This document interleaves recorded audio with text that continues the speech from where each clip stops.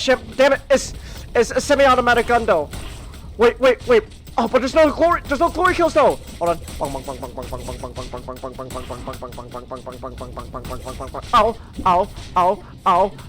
Ow. I fell in lava.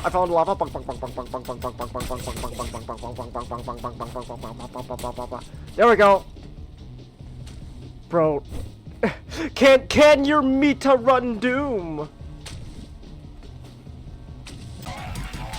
Oh my gosh, fat bits! Fatty fat cakes! Stay still! Fatty fat cakes, stay still! Ooh! Take your fucking Ozempic, you bastard! Oh my gosh. Okay, no arms. Where is he? I'm taking Lizzo! Thunder! Okay, why should people go away? Thunder!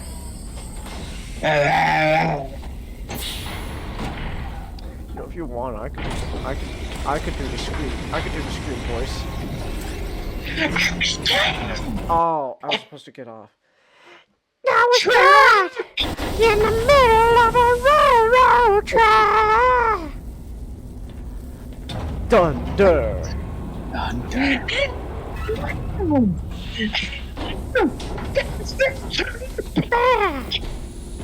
Thunder! Mama wish, and I saw what could I do? Thunder! Thunder!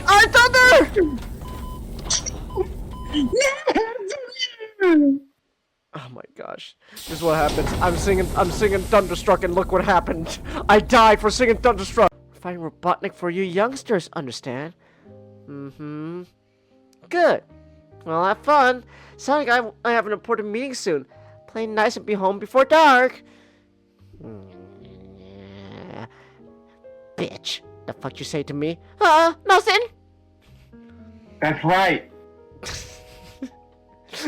You know what? No dinner for you. Great.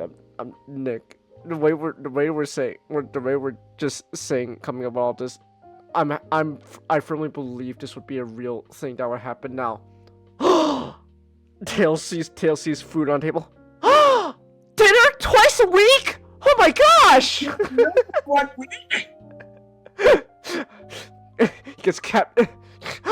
Sonic, help! The guinea pig tricked me! Oh, the guinea pig tricked me! Oh! Please, God. Oh my gosh, I hate this so much. Oh, I'm gonna fucking kill myself. No shit, Nick, there's a lot. No shit, there's a lot. No fucking shit, there's a lot, Nick. Look at this shit. Oh!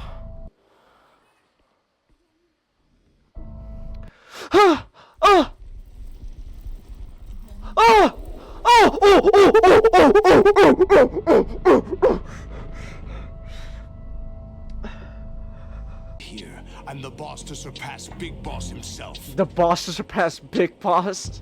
Solid Snake. Solid Snake! No, that is not Solid Snake. Hey, he said the line! He said the thing! Yeah, he said the thing! That's not Solid Snake! I clapped! Yes! Oh my gosh, you fucking... Whoa! Where did I get the extra points? Where did that come from? So it is technically bullshit because the Tigers need to win no matter what. Like the Thunders need to win no matter what. What? Like, even if you are good good at the game, you need to get your ass kicked before. Are you shitting? Wow. Yeah, because like they have to show you like, man, you suck. Like yeah, it's quite really just pretty. Oh man, you guys suck. That's not sucking. That's literally 1 point away from winning. I know, but like Q's gonna go. You guys suck. I need to go get better players. Huh? Wow. Okay. Oh. That's a lot. That's a lot. That's a lot.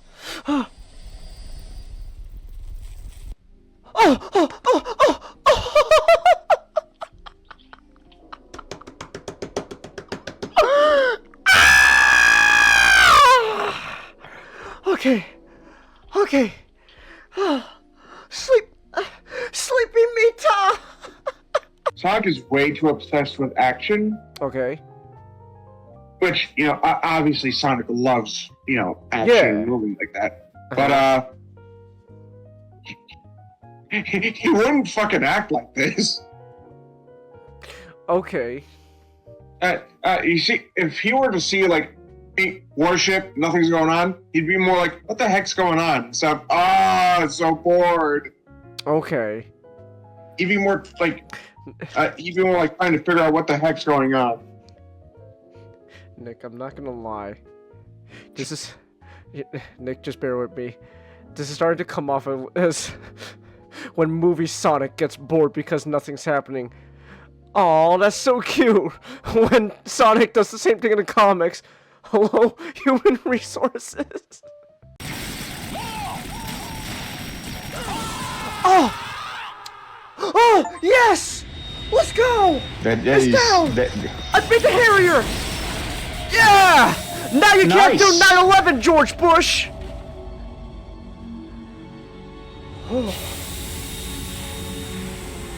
You haven't seen the last of George Bush. Punish George Bush. Yeah, but now he can't do 9/11, so... Wait, no, but this takes place in 2005, so he already did 9/11. Oh! Okay. Oh!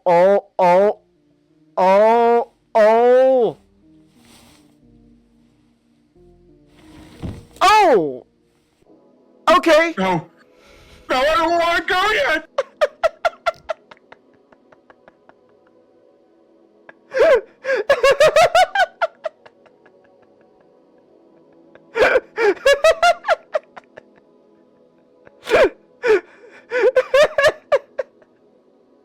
That's fun.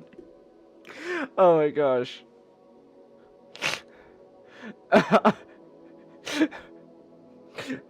Don't everyone snacks.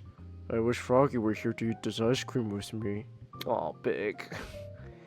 That's too... We all wish Froggy was here, Big. I know it was a very big loss. It's not... I should have done something, Sonic. It's okay, Big. Nothing Yes. you could have done. It wasn't your fault. That's too... Hey, you ran as fast as you could as soon as you saw Froggy was in the street. Car was just faster.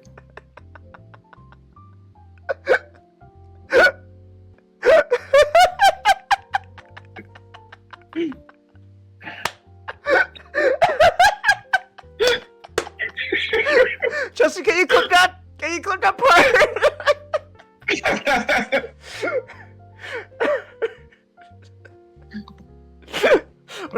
Someone clip that part. It's so funny. Yeah! There he is! Oh my gosh. Look at this. Look at this dude. お楽しみのところ失礼します。私、スターダストのオーナーをやっております。ハン・ジュンギと申しまして。 Jungi Han. Alright. There he is! Korean Virgil! 聞けば、せっかく店までお越しいただいたお客様を。 Oh! Wow! このバカが追い返してしまったと聞きましてね。 Whoa! Okay. なんじゃこれ。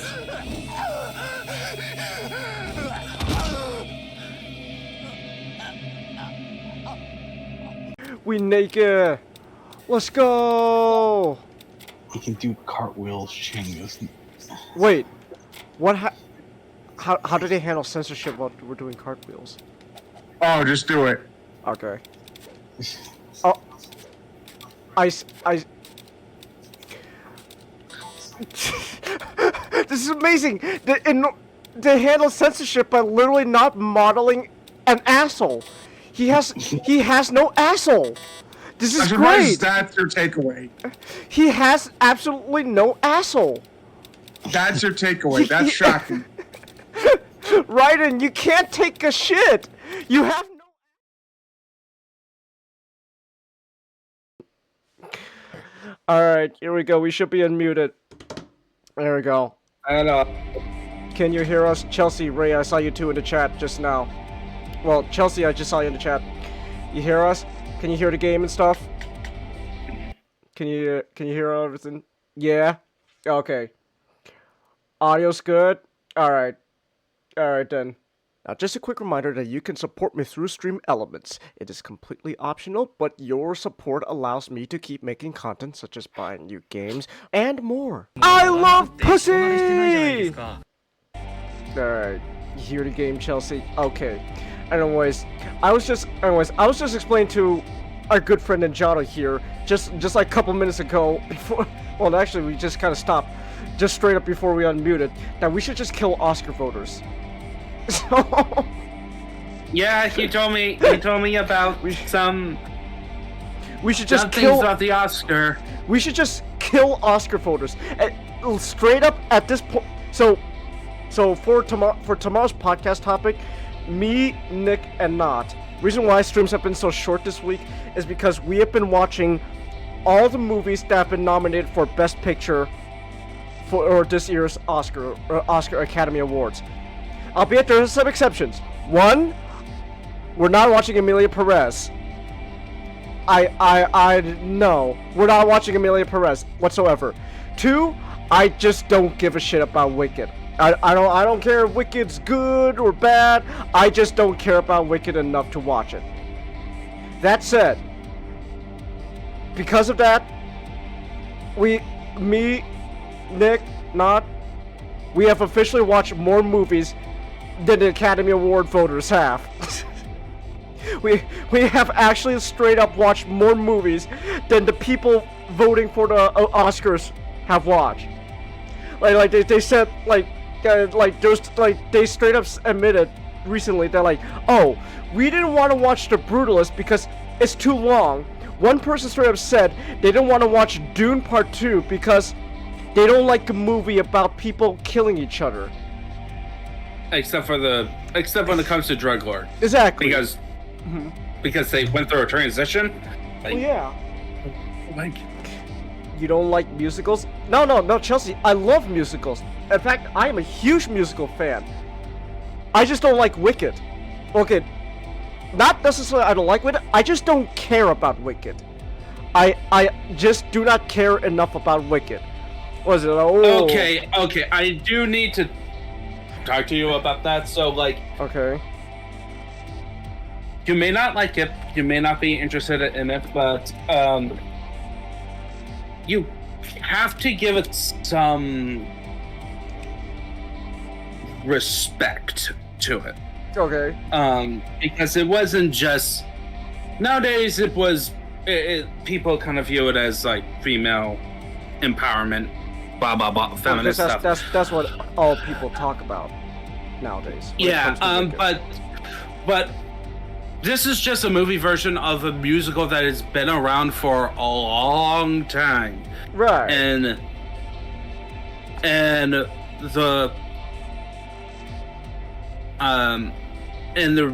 one of the reasons it was respected, it was the first one and the only few successful ones where you had the premise of the villain that you previously know from the fairy tale is actually the protagonist and more of the hero.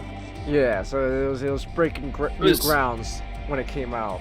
And then people like the book, people like the musical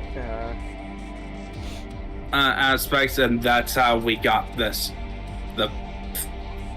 I'm surprised the film version, it took this long to get a film version of it. Yeah. Because it's one of those.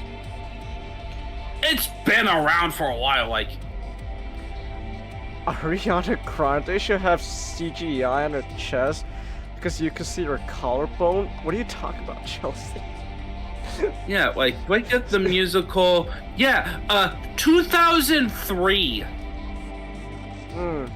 It seems like the 2003 was the earliest time when this musical came out. Yeah, so legit more than a decade. And they just 22 years. More than 2 decades. They just did not bother to turn it into a film until now. So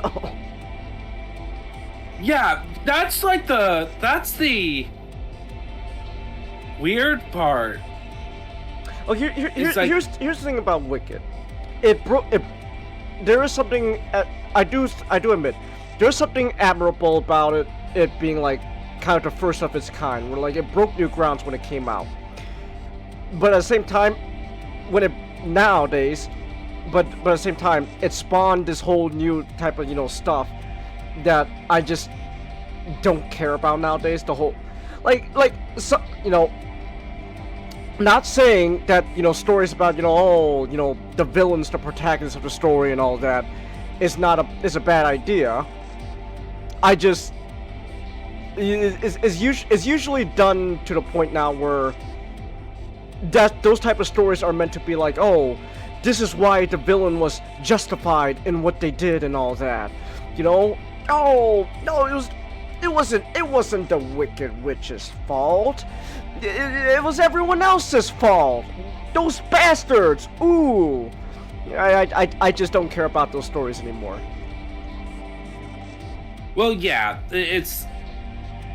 that's the big flaw is that if this was done, like, this should have been released like 10 years ago. It's like it came out a little too late. So. Like it came out. Well, it's partially came out actually at a perfect time in terms of being successful. I guess. But that's just financial and critical success because the competition is kind of lackluster. But in terms of buzz for people who are not into Broadway, classical Broadway, you can say it's classical. 2000, I guess. Like 20 years is. I mean, I which means I'm old. Well, yeah, I'm old. Okay. Yeah. All right, I'm back. Welcome back. We're talking about Wicked. Okay. Yeah. Okay. So I'd like to apologize, Ninjato. So I do too. Of being a little bit terse. So I probably didn't use my words correctly. So while the yeah, we're doing a brief history segment. Yeah. We'll take a pause on Wicked for a second. So about the postmodernism stuff, while I shouldn't have. Technically, I should have said they're likely to be leftist thinkers, but still, I'm not absolutely sure unless I've actually read that. Yeah, so essentially, the argument in terms of biblical. By the way, Chingans, this is about history of biblical interpretations. Just to sum up, we had to cover the modernist period, the modern period, which is 1700s to World War II. Woo! And then we're in the postmodern period. Basically, the premise of modern period was: can we make the study of the Bible treated like a science object of academic study? Like, this is where you get a lot of wonderful tools of studying the Bible, but in a setting that is where people are adding skepticism. But I would imagine that in the modern day, it causes a lot of problems since people are so materialistic that they don't really have a sense of abstract concepts these days.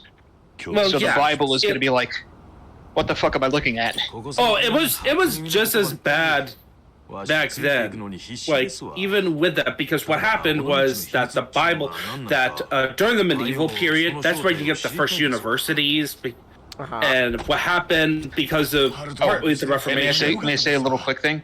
The Oxford University is older than the Aztec Empire. That's fun. Yeah. That's fun. Yeah. That's a little neat fun fact. You can say. Like while the society of the Aztec Empire I got home. Okay. has been around, the actual Aztec Empire is shorter. But anyway, so the Reformation caused a divide between church and the university, along with several other factors. It wasn't just the Reformation, but the Reformation and the Renaissance period did. Each side had their own internal stuff going on. Well, yeah, and also the ideas that the Reformation couldn't happen without the Renaissance, and the Renaissance couldn't happen if the Ottomans decided to take over Constant. Let's go. It's the Renaissance, man. His history. Okay, there's a lot of history, cultural stuff that's tied to interpretation, biblical interpretation, but not directly. So this is, I actually learned a bit. Leslie's Ditch, if you ever heard, basically it's a philosophical concept that was developed by a super skeptic where... Super skeptic? I would call him a super skeptic because he basically says is that history is reading other people's accounts if you don't directly witness. You can't fully understand history. What do you mean? Well, I mean, he's technically right, but it's like... Okay, I don't believe it. Like, I personally, I don't... But I'm gonna be a technical person and say I don't really believe in 100% outside of God. So okay, technically he's right, but I technically he's right in letter but not in spirit. Yeah, it's used for theology specifically, but he's out of line, but he's right. Well, actually, so he says. Okay. No, he would be if he was out of line, but he's right. Is that if he was just right completely, but he was an asshole in saying it? So he argues that there's a ditch between history and eternal truth, aka theology, that can't be crossed, and partly because this is a bit that I actually put in a link to what it's called. It's called Lessing's Ditch.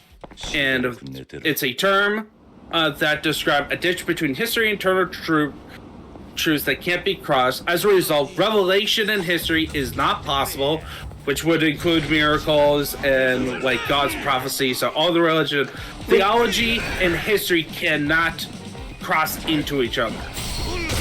Okay. So essentially, so revelation does not exist. Is what he's saying. So basically, yeah, and he argues that therefore the Bible could not be trusted. Hey Chinggis, have you started Yakuza yet? We're playing it right now. Yeah. I'm just fooling around a bit. You keep talking. Okay. Yeah, but essentially he says therefore since the Bible cannot be used to understand history because there's theology in it. Okay. And there's no truth in the historical truths, in his opinion, at this time. Therefore, you can't even trust the Bible in terms of God. Yeah, pretty much. He was super atheist. Like this time with the modernists. Can you say that again? I was looking at that. Okay, hold on. So I'm trying to understand what my first key break. Could you? So. Could you please repeat, Ninjago? Could you please repeat what you said? Yeah. You can't trust the Bible as a historical source because it has theology and it has revelation in it, and miracles, and talking about accounts from people that you did not have direct experience over. Therefore, if you can't understand any actual truth of history,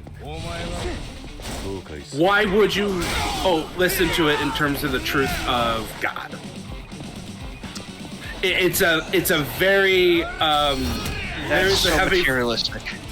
Oh yeah, this is the modernists. We're talking about modernists here. The modernists were super materialistic. And when was this? What year? This is during the Enlightenment. Like, these guys are like, the Enlightenment. Like, to get the stuff that gives us, you know, it's the same category of people as John Locke. Like, all the people that we get our modern world and our modern thinkings about liberty, freedom, and even like America as a concept is part of the Enlightenment, but also having flaws, including modernism in terms of biblical interpretation, I'm gonna assume we didn't exactly take this guy's words into consideration when we were making. I assume he gained a lot of prominence in universities. It did. It did. Go to And fucking course, that's why most of our founding one of the reasons a lot of our founding fathers were deists. We're not full-on Christians. Wait! I'm fighting a ghost? Wait! Take that ghost ass. Whoop that ghost ass. Why are there ghosts in Yakuza all of a sudden? Okay, I'm not. That's kind of fun. Cengiz! This is Yakuza! Of course there would be some shenanigans! Revelation. Okay. No, Chelsea, revelation is not bigotry. That's not at all what that word means. So. Oh, don't worry, we'll get to bigotry. Oh, really? Of course. Oh, let's go! Yeah, of course, this modernist thinking is mostly prominent in one region, Europe. Northern Europe. You can probably guess which country it came from. France. No, the other one. Germany? Yeah. Okay. It's always one of those two that I don't. It's either France, Germany, or Italy. It's those three. Those three are always messing something up. Italy to a lesser extent, but France is just Germany's awful about it, but just France. Yeah, but so Germany was viewed as partly because of the Reformation, Renaissance. It became like a big educational center, despite being fragmented politically. And then a lot of those views, because it's Europe, and this is during the time of good old colonialism. Woo! Yeah, colonialism! A lot of these guys were not very nice. A lot of these modernists and enlightened thinkers did not think highly of other peoples, and they in fact used the fact that there was a case where a native from the Americas recited a well-crafted poem, and then this guy David Hume heard about this, and he says like he basically dismissed it. It's like he just achieved basic level of education if he could recite the poem. And the reason he did that is because, you know, the stereotype of the native peoples is that they believed in the spiritual set. Like, remember, we are more enlightened. We don't spiritual. Spirits? Nah. It's called science. So in terms of biblical criticisms, this is when you get arguments about the historicity of the Bible.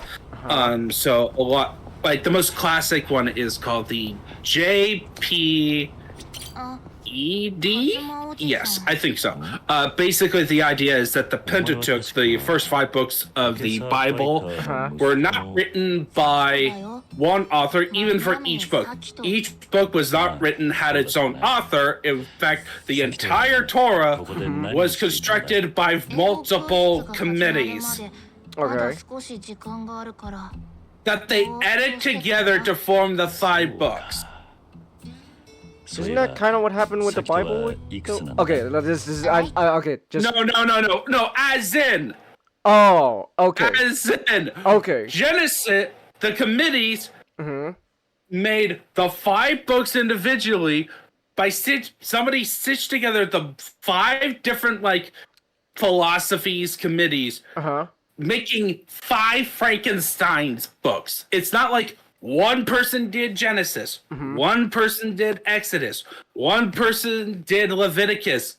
No, it's like Genesis is a hybrid of JE, some level of JPED. It is now basically defunct. Okay. Just because there is so little agreement about which parts of the passage of the original text are what. Okay. Of what department. It's a ridiculous theory as you go more thinking. It's just one of those things where much like the Da Vinci Code stuff, where it's like, oh, you first heard it, it's like, oh, this could be true, but I've been lied to. But the more you look into it, it's like, this is kind of ridiculous. This is ignoring some other facts. Gosh, I love the Da Vinci Code. It's so funny. Yeah, by the way, that's also where a lot of, in turn, I don't think the Da Vinci Code delve into the text stuff, but, there is some of those elements that came from this period, okay? Alright. And the main reason why it's not around today is because, those same the German educators, guess what most of them did during World War, who they sided with World War II. And yes, there was also a strand of anti-Semitism in that education system. Oh, let's go! Let's go. Fact, I just watched a whole movie about anti-Semitism. Yeah. So you know how in Passion of the Christ, Jesus speaks. Mel Gibson have Jesus speak Aramaic even to his disciples. It's been a while since I've seen Passion of the Christ. But like, you know how it's part of the artistic is that they speak the original languages. Yeah. On that. The thing is that Jesus would have actually never spoken Aramaic to his disciples. Really? Hebrew? He would have spoken in Hebrew to other Jews because Hebrew was a spoken language. The myth of Aramaic, it doesn't help that Middle Eastern countries during that time, especially just in period, are multilingual. They're just multilingual by default, especially in that time. So, but the Germans, as a way to kind of de-emphasize the Jewishness of Christ, tried to make him more Aryan, had him say that, oh, he only spoke Aramaic. Okay. Not Hebrew. Not that Jew language. I see. And thus, that's the end of the modern period. And then so we are in the postmodern period where... Let's go! Postmodernism! Yes! Some way is slightly better, and other ways it's also frustrating. Okay. Because the modernist period hinged on being objective. Right. But then postmodernism is like the complete opposite. Oh my gosh. Yeah.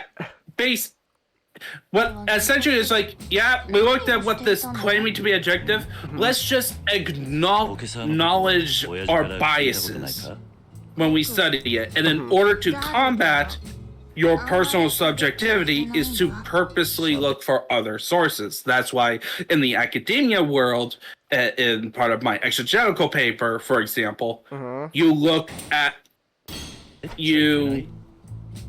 I am not just having to look at the older texts, like what the early church fathers said about it, what John Calvin said about a passage, but you also look at modern perspectives of people who are explicitly of a philosophy. So I'm doing Hosea 3, and one of the major people who talk about it are feminists. So look at the feminist perspective.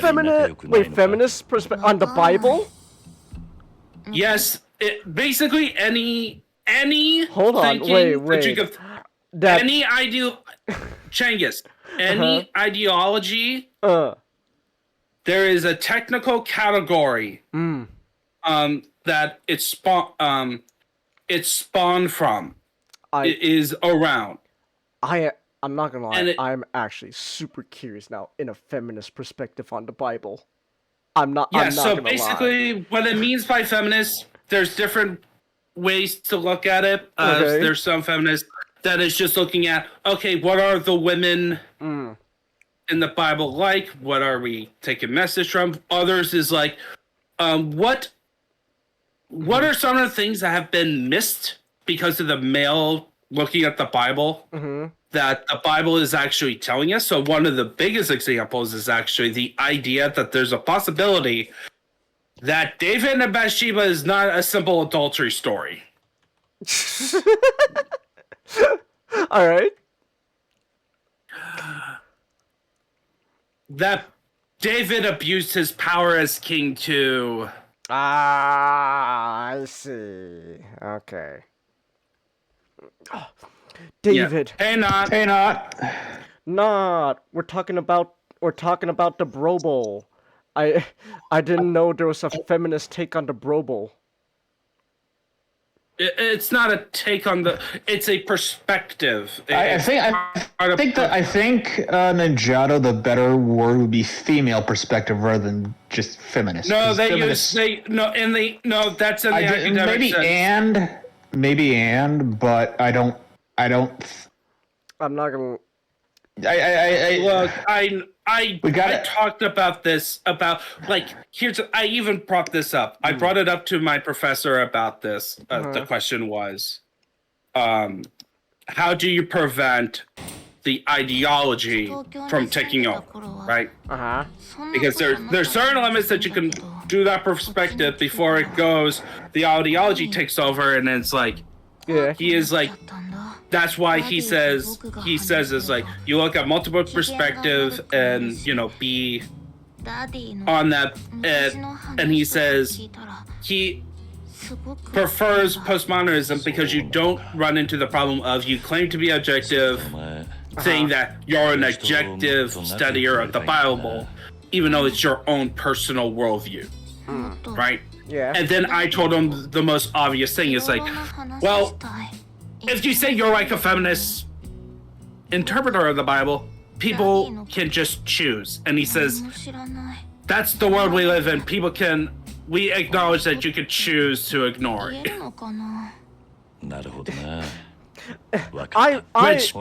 So it's pretty much just, someone could say, I don't know, I view the Bible in this way, and basically it's just, you can, it's like, I acknowledge you view it that way.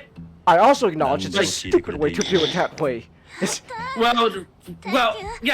more of like, you may be right, but I don't agree with your philosophy at all, so I'm actually gonna ignore you, even though it may be the truth. Okay. That's, it is what it is. That's why academia, right now, one of the biggest points, and even in recent biblical interpretations, one of the biggest things is that they're actually going back to the church fathers. What does that mean? Because basically the first theologians in the first couple hundred years of Christianity. Basically we're going back to the OG Christianity. Yes, there's a big articles about theology. If you go to church, people talk about, what it's like to be under Paul's church. It's very prominent, evangelicals. And it's the same with scholarship, because they're going back to the church fathers, because they practice something sort of similar to postmodernism, but in a different perspective. Apology and Bible, where basically they look back through the Bible, at that time the Old Testament mostly, idea of Christ character. It's like what you see in sermons. Okay. It was a very theologically centered. So that's why. So you are expected to look into the past way early on to make sure that you are rooted in Christianity and not ideology, but then Christianity is like the Bible is thrown in. Alright. That's the complication. Okay. And that's also a frustrating part. So, how are you doing, Nod? I'm doing pretty good. Not. Oh, wait. Not. I'm glad you're here. Because now you get to hear me. You get to hear me what I was saying earlier. Not. I think we should just kill Oscar voters. I think we should just straight up kill them. How out? I vote for heads on pikes. Make an example of them. You know what? We should bring back the guillotines. No, guillotines are too quick enough. Are quick. We need something a bit more horrific. Guillotine is too French. Yeah. Look, let's bring out the wheel. Let's bring out the wheel. Let's bring out breaking of the wheel. Ever heard of that one? Yeah, I know about the wheel. Torture back then was fucking brutal. Yeah, but the odd one is that, man, if you listen to Dan Carr's Hardcore History on execution, it's like, man, the medieval execution, even the condemned is like more wishful sometimes. That's great. Yeah. We should bring back torture, and we should bring back torture machines and just put Oscar voters in there. Cause oh my goodness, I hate them so much. And make it into a spectacle, like what did like Emilia Perez win? Okay, but I'm not gonna lie. Because I know that's like the bad one. I know that's like the bad one. So if I'm gonna be honest, I don't like Emilia Perez winning, but at the same time, I kind of want to see it win something, just to piss off Twitter. Because fair enough. Because Emilia Perez is gonna, I 100% believe Emilia Perez is gonna win something. Is gonna win at least one category at the very least. Do they have a films for impact category? No. Oh, did they get rid of that? They never had it. Oh, they never added it. Okay. They don't have any. Films for impact mode. The expectation is that like the being in Best Picture is impact enough. Okay.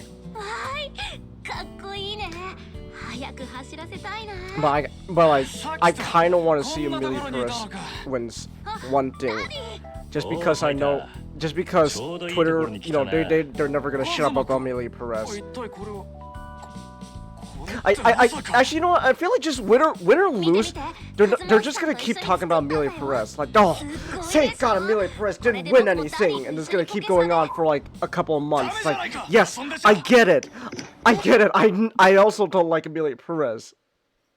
I described this to you, Chang, as like weeks ago. That like the worst part about this isn't that Emilia Perez might win an award or that it was nominated. Is that like this just becomes another Crash, or another King's Speech, or I'm just gonna hear this for years about like, did you know that movie was nominated? I'm like, yes. I really wish I could forget it. Oh my gosh, but not Crash though. Don't you get it? Crash was a fine movie. Yeah, Crash was a pretty good movie. It's just I am interested in also watching King's Speech. That's I really liked the King's Speech when I watched it back. But man, it's been so long since I've seen that. I assume that you're just annoyed because people keep bringing those films up for. It's because those films, they won Best Picture for their respective years, and it was always at a surprise because 2006 to 2010. I can't remember what was my favorite for 2010, but they were the quote unquote upset ones. What was in 2010? I'm looking. What is impact category, Chelsea? Impact was like basically like something they were thinking of adding, which is basically, you know, what has like the most like cultural basically anything that they deem culturally impactful. So basically just whatever's like fits like the diversity quota and stuff. So like if your movie, so basically Emilia Perez would count as like maybe a most impactful movie because, you know, it's about transgenderism. So I see why people were mad. Because you got, here are the top 10. Okay, number 10 in 2010. Number 10, Tangled.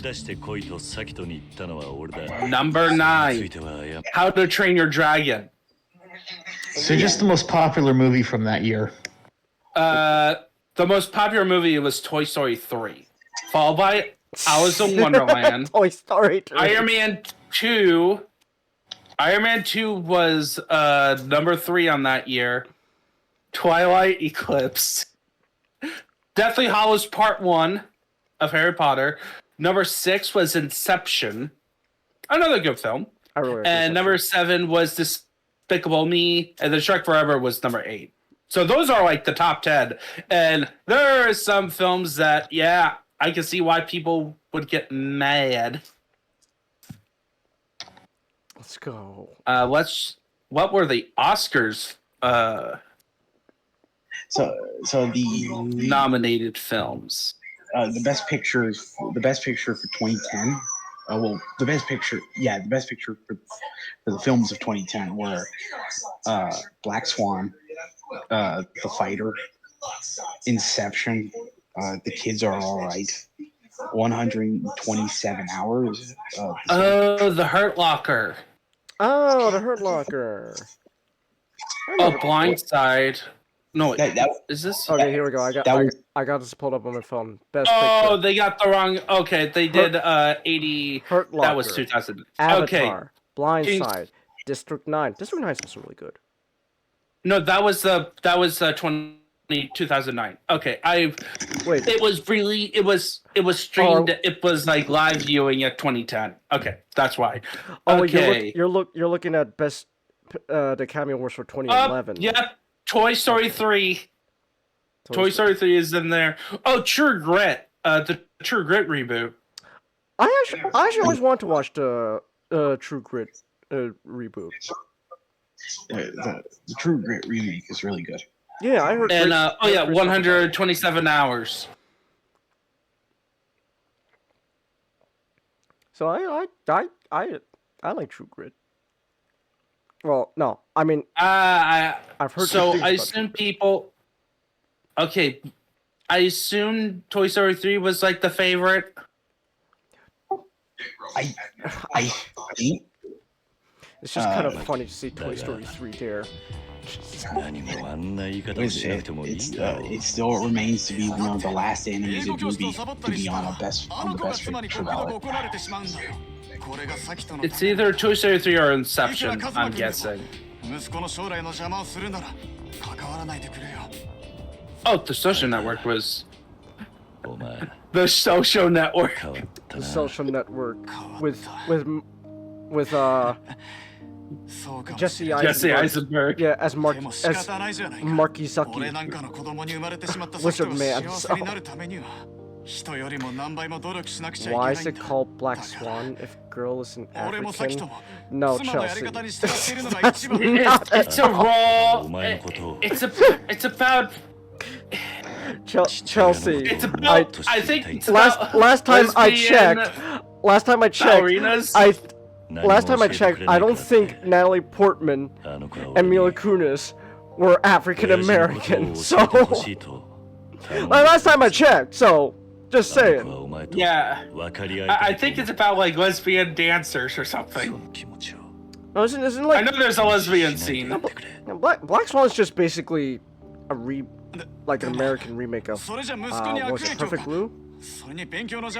Yeah, there's a lot of imagery from Perfect Blue and Black Swan. We should just watch Perfect Blue. We should. Perfect Blue's great. 大勢の子供を笑顔にしていたな。頼りなくてすぐうじうじして。 People upset that Shrek looks different. I'm gonna be. That looks ugly. I'm gonna be 100% honest. I really don't care. No, maybe it's just because I just don't have the effort in me to care that much about Shrek of all things.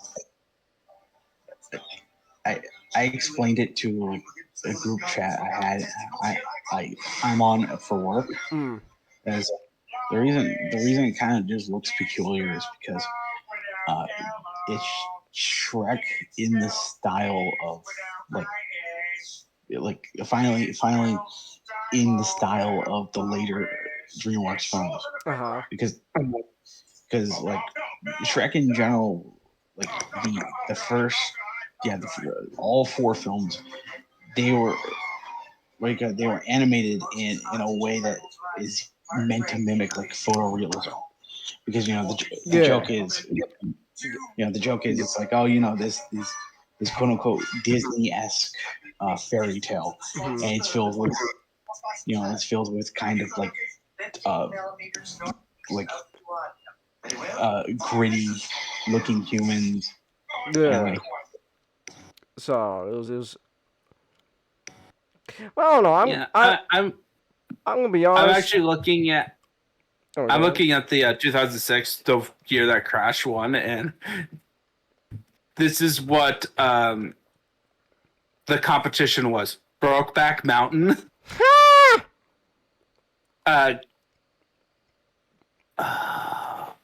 It looks bad. How do I say that? Capote? Wait, what? Wait, what Academy Awards is this again? What year is this? 2006? Academy Awards? Yeah, it's 2006, but it's about 2005 films. It's right. Capote. Is that Capote? Hold on, let me see. Capote. Okay, I knew there was something weird. Okay, I was just making fun of Cengiz for pronouncing Weta wrong. I'm sorry, I didn't know there was. Okay, goodness. All right. There's Capote. Good night and good luck, Munich. Kathleen Kennedy! Let's go! Yeah! Way to make things topical! Let's go, guys! So Kathleen Kennedy. So how is Crash the upset? What was the was Brokeback Mountain the? I think I want to say Brokeback Mountain was the favorite, and the reason Crash kind of gets a lot of like the dirt it does is because a lot of people kind of view like the race relations in Crash as like too simplistic and too kind of. But that's not the entire. That's only like one story, like 1 or 2 storylines. Like the whole point is that you follow multiple stories and then they all meet up at one car crash. Yeah, exactly. But like Crash at the time kind of got like boxed in as sort of like the movie about racism, despite the fact that it's kind of just more of a movie about like like exactly what you said, like just people of different like different classes. What's it because of the Muslim storyline? It's like the Muslim storyline. I think it was also. Let's go. Early 2000s Muslim storyline. That gets me excited. I'm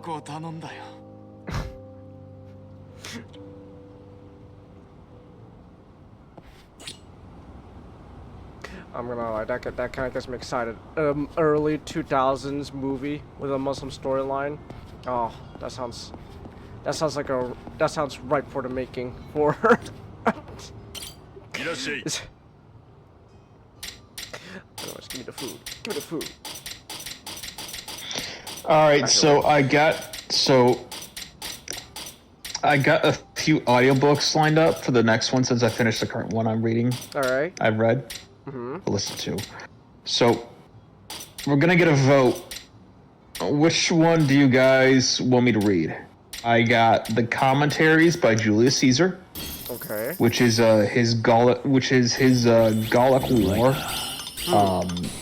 commentaries. All right. A Conflict of Visions by Thomas Sowell, which is about the right and the left. Okay.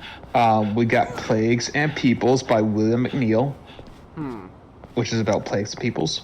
We got Christ and Caesar by Will Durant, which is about the Roman Empire. We got the Sea and Civilization by Lincoln Payne, which is all about how waterways affect civilization. Okay. We got the Time Traveler's Guide to Elizabethan England, which is sort of a societal overview of Oh gosh, they're beating my ass. Renaissance era England. Kid, they're beating your ass. We have The Weirdest People in the World by Joseph Heinrich. Okay. Which is about discussing weird people, and it's an acronym called Western Educated, Industrialized, Rich, and Democratic. Okay. And then you have The Fourth Turning by William Strauss. Okay. And Neil Howe, which is about it's kind of like that one book I reviewed about civilizational cycles. Okay. And it's about detailing our current one. Huh. So which one? So which one do you guys want me to read? We'll listen to. I think the ceilings one seems interesting. I like that one too. Third. Sea and Civilization it is then. Yeah. Let's go. Oceans and waters and all that. Hell yeah. Looks bad, but you still want to watch how bad it's gonna be. And I'm talking about Shrek. You guys want to talk about something good? We want to, well, you want... Well, something that looks good. Okay. Daredevil. Daredevil? Yeah! That new one does look good. Yeah, I'm interested. I still gotta watch the rest of the... I can still watch the other 2 seasons of Daredevil. But, yeah, from what I see, it looks fine. That said, though, is it true they're gonna just kill Foggy? I'm gonna be... I'll still watch it, but I really hope they don't do that. Cause I'm not gonna lie, I'm really starting to grow to like Foggy, man. So like, Foggy is really fun. So if I hear that, like, I don't want him to die. So like, if I hear this, oh, Foggy's just gonna die. It's like, man, I just started liking him. So Well, Foggy did die in the comics. he did? They all died in the comics at one point or another. Oh, okay. Yeah. So Karen died in the comics. right. I'm pretty sure Matt died in the comics. Well, yeah, Matt died like twice. Well, it's because they keep like really like foreshadowing like something like, similar to like Foggy's death. Because like throughout the whole like in like interviews and stuff, like everyone's saying like oh, there's gonna be something that's gonna like just shake everyone up. It's like it was like it made me cry on set, and everyone just keeps saying, oh my gosh, you're gonna kill fucking Foggy. So I really don't want them to do that. Okay, would you rather have them?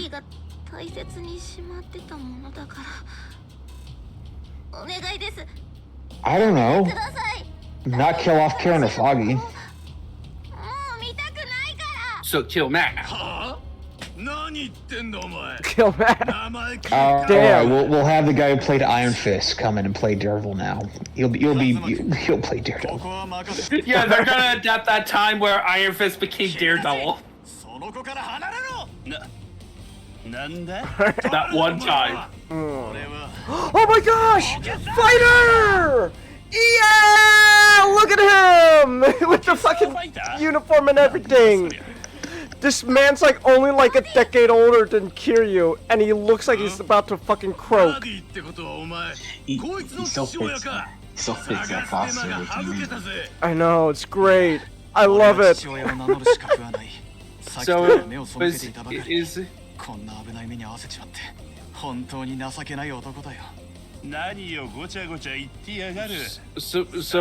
is he like a superhero or is he like a Pokemon trainer? No, he's pocket circuit fighter. He has a rally car racer. A slot car racer announcer. Back in Yakuza 0. What? So back all the way back in Yakuza 0, there was a whole thing. There was a whole like a mini game you could do where basically Kiryu would go to this place where he would race slot cars with children, and then you have this whole sub story going on with this guy Pocket Fighter, and he's just a recurring character since like 0. It's great. Like you get to see him in like in Yakuza Kiwami, and it's like, oh my gosh, it's been like more than a decade, and he already looks like he's just so old. And then it's like, here he is in 6. It's like, oh my gosh, Fighter, what happened to you, buddy? Goodness. So He can't catch a break. So it's just kind of fun. That's all. Yeah. I'm rooting for you, Fighter! So, but also, if you want to talk about something that's good, watch Brutalist. It's really good. I really like the Brutalist. Not that was a really good movie. That said, Guy Pearce does a really good job at making just playing a guy I just really hate. Yeah, exactly.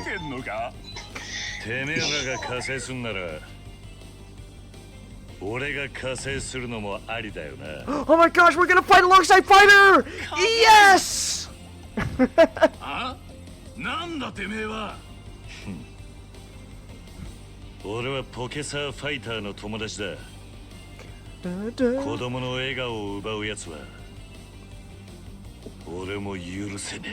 Yeah, Kiryu, let's go!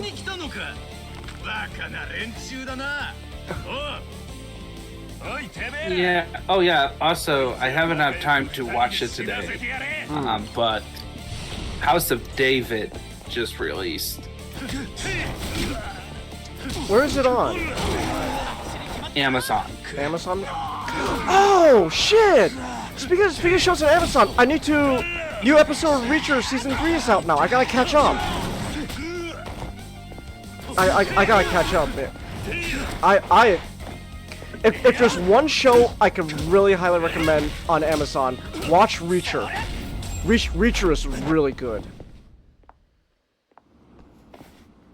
See, like that's why I don't know. I'm not as mortified when like it was announced that like Amazon Studios was buying the rights for James Bond. Like, you could get something shit, but then at the same time you get something really good, like Reacher. I'm just the main thing is that I am concerned that they are gonna they're not gonna treat James Bond as the prestige action film series, and instead what I just hear is that they want to make it like another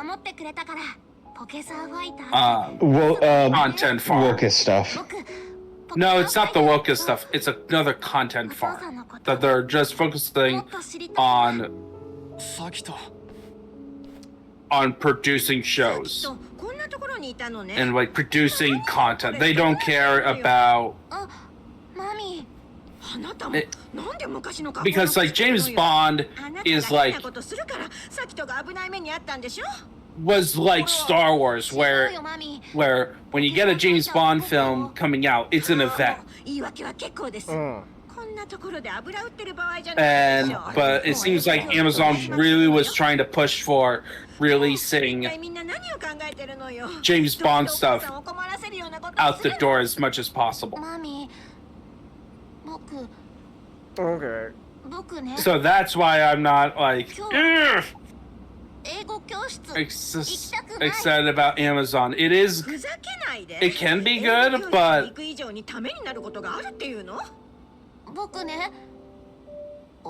Amazon has to prove that this is like a series that they actually care about, as opposed to another source of content like Lord of the Rings right now.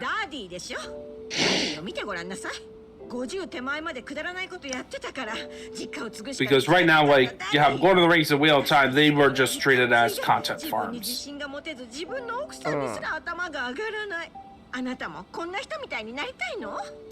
And that's why I'm partially kind of concerned with this House of David show.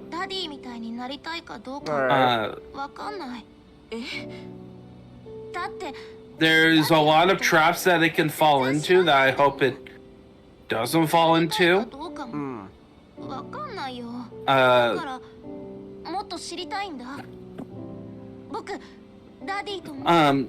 I just hope that it's like as much respectful to the source material as possible.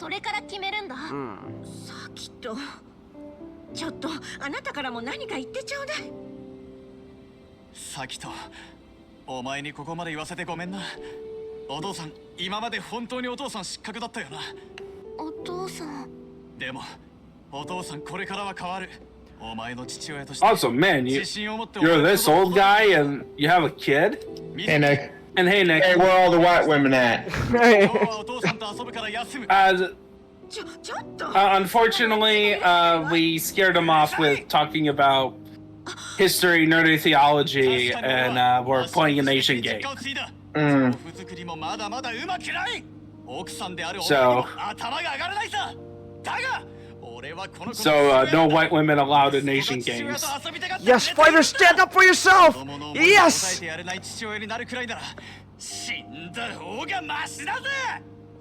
I'm hiding behind that. I'll fix that in a bit.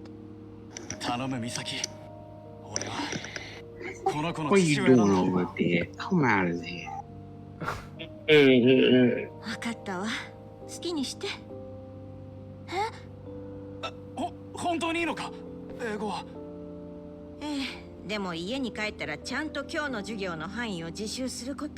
Oh yeah. This week, I keep remembering, this week, WPB shutting down Monolith. Let's go, Warner Brothers! And they're fucking locking I'll be honest, the Nemesis Monolith system. deserved it. But then they're gonna fucking like lock up the Nemesis system for like more than a decade. Look, I think the situation that caused this to begin with is not just Monolith, it's also Warner Brothers, because Warner Brothers... That goes without saying, that goes without saying, but Monolith hasn't released a game in like 7, 8 years now. They're doing something wrong. I don't think they were just doing something wrong. It's just like it seemed like Monolith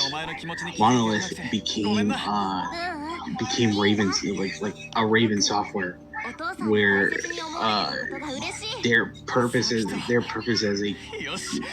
company was just to serve as assistants on like other studios or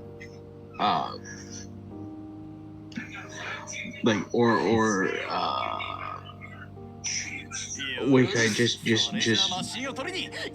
like reserves. Because I'm so convinced that like the development of like the Wonder Woman. Ooh, excuse me. That's it. Thank you. The Wonder Woman development just came down to the fact that like they like nothing was set in concrete, because every time they had an idea, like the higher ups just came in and told them, okay, we need to make it into this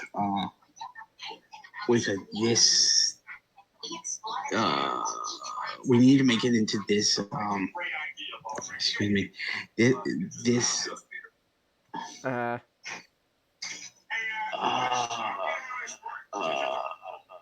trend. Because I wouldn't be surprised to see how many times it was development was restarted.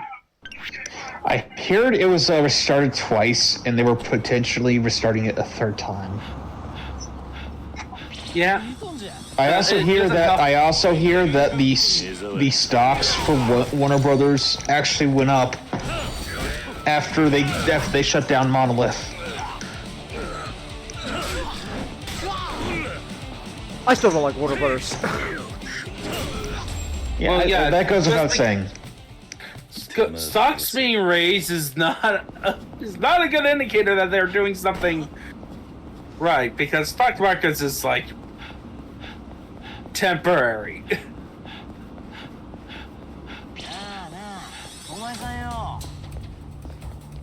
Like, the reason the stock was raised, in my opinion, is that they just got rid of the guy who was head of the video game department for the last, like, I don't know, 7 years?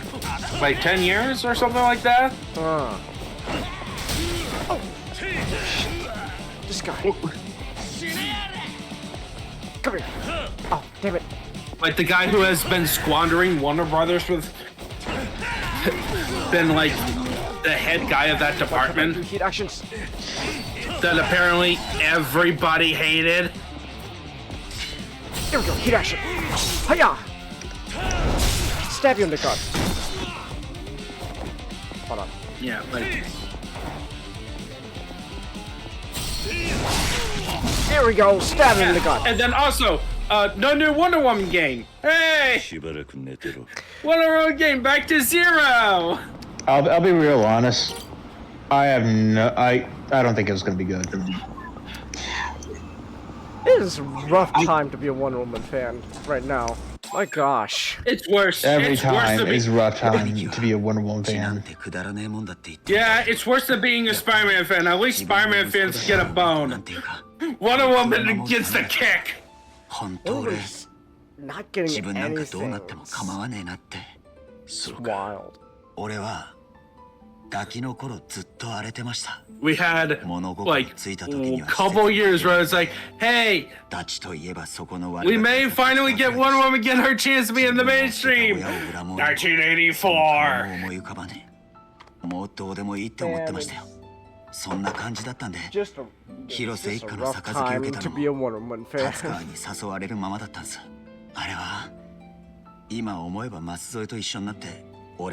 Like, I think the Wonder Woman game would have been in the fine category for being a game in development hell. It's you're more confident than I am.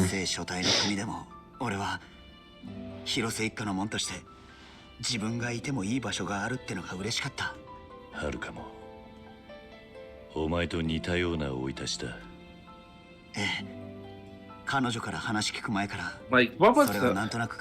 I want to just check on Monolith, like, what was their lowest point in quality? Because I know they did the Fear game, so it's like, Fear 3 was the worst? No, they didn't do Fear 3. Fear 3 was another studio. that was one of the controversies. They were taken off. Warner Brothers took them off here to make. Oh, they did Gotham City Imposters. Yeah, I know. I found that wild. Okay. That is a game. It existed. There really isn't a low point so much as it's just they were bought out by Warner. They were bought out by Warner Brothers. They got to do some things, and then eventually they're Warner Brothers saw them as just the second fiddle. We don't really care what you bring to the table. We just want you there because when we have to shift around things, or if we have to get something, running, you'll be there.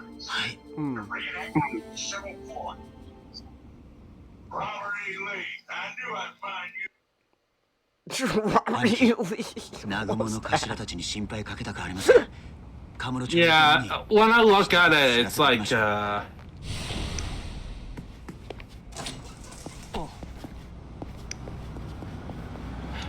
yeah, it's definitely sucks to being.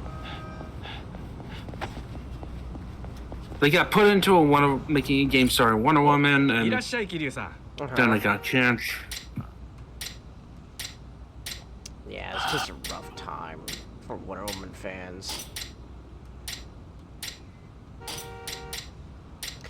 It is what it is. How is it that we're getting an anime series with Jessica Cruz before Wonder Woman? I will never understand DC. I am full belief that DC is sexist towards Wonder Woman. Sexist? You just said that they're making a game about Jessica Cruz. An anime? TV show. No. Excuse me, TV show. I misspoke. Shut. They're prejudiced specifically against Wonder Woman. But that's not sexist then. They just hate Wonder Woman, not women. No, they hate her because she's the icon of feminism.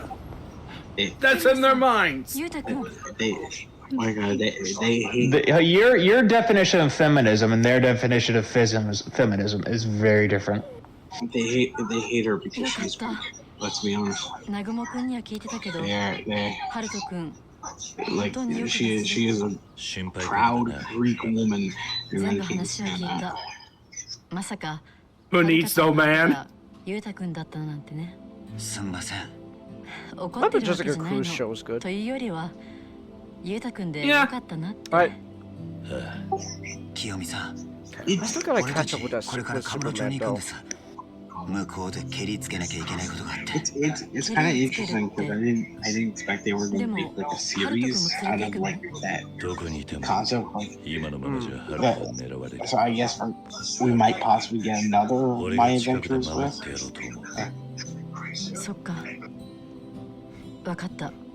Well, it'll be another My Adventures treatment when they're done with Jessica Cruz. Wonder Girl. The twist is they're gonna finally give Wonder Girl love again, but at the cost of Wonder Woman. They're never gonna do that. Now, if they do a fucking give Donna Troy love before Diana, that's gonna be fucking wild. Well, that would be hilariously awful. No. Well, who said Donna? You know what? That's exactly what they would do. Who said anything about Donna Troy?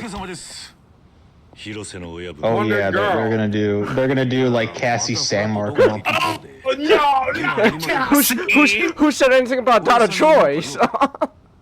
They're gonna give Cassie more love before Diana or Donna will ever get a shred of love. Is it because she's blonde, white and blonde? Those German lovers. That's...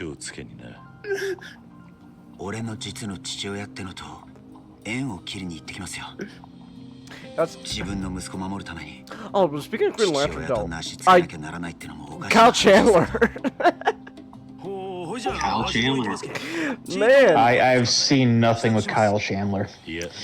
Band of Brothers. What? Band of Brothers.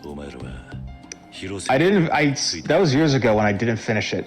He is Winter's best friend. He's next. I don't remember any of it. I'm gonna be honest, the last thing I remember Kyle Chandler was in was King of the Monsters. so now it's like, oh my gosh! Millie Bobby Brown's dad from Godzilla's Hal Jordan? But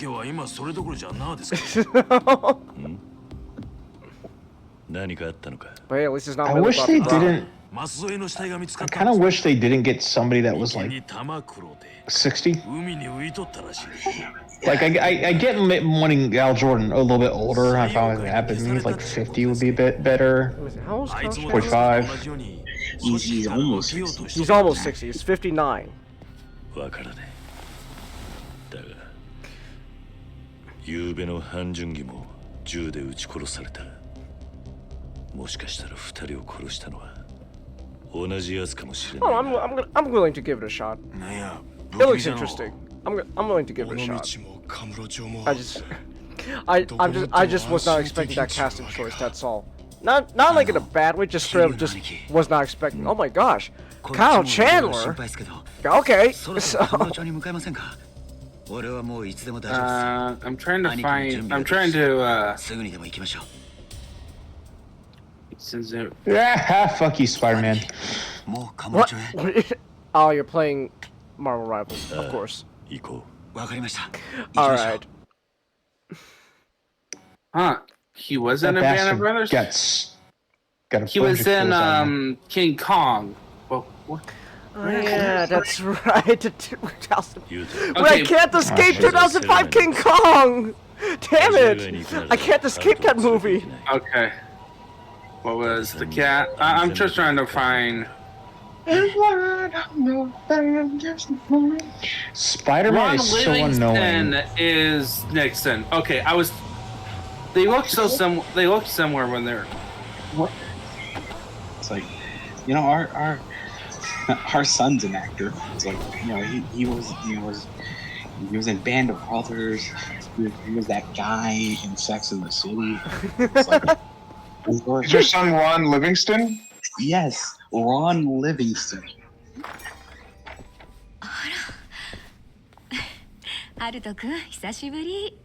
Man. I can't believe it. My goodness. Ron Livingston was in the Flash. Oh no. Who was he? Henry Allen. Wait, he was the dad? Alright. Wow. Alright. Data-san! Man, I'm just gonna be like... At this point, whenever I see Date, it's like, oh my gosh, it's him!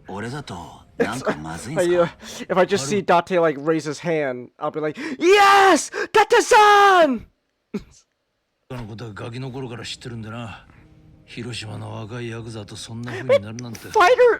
Fighter looks older than Date-san!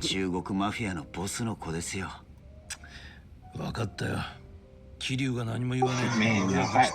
Fighter probably more stressed out than the detective. No. 俺はもうこいつの鼻がもげるほど殴ってやったんだ。やっぱりそうだったのか。伊達さん、ハルトの保護を頼めるか。ああ、なんとかする。そっちは任せてくれ。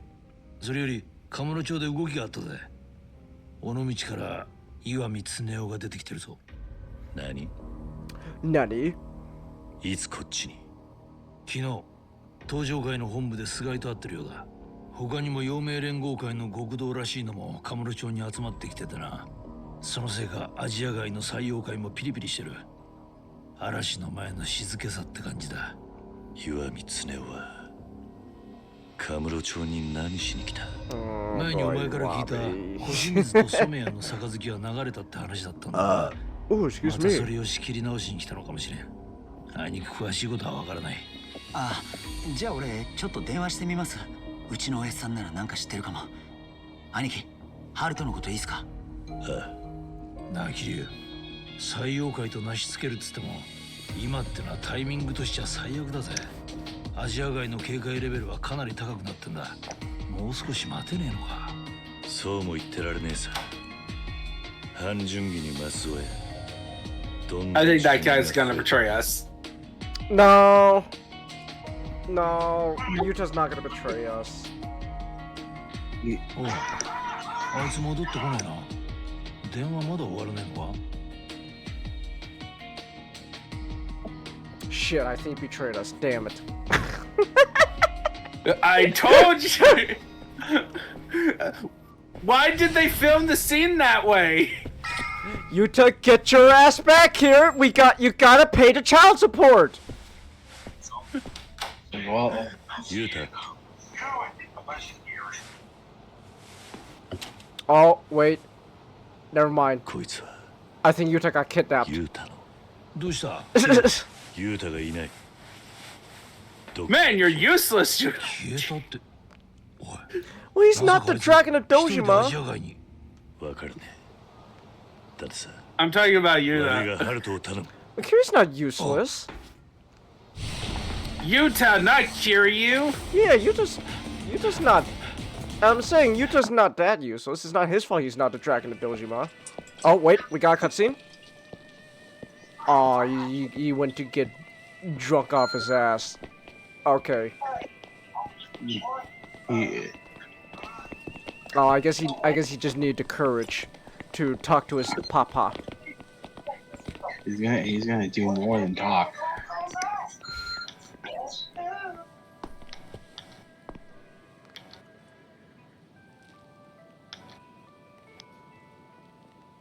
You 们都知道我是谁，对吧？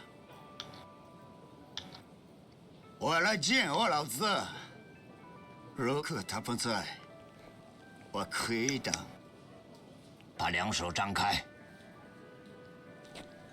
It's not like he has any weapons on him.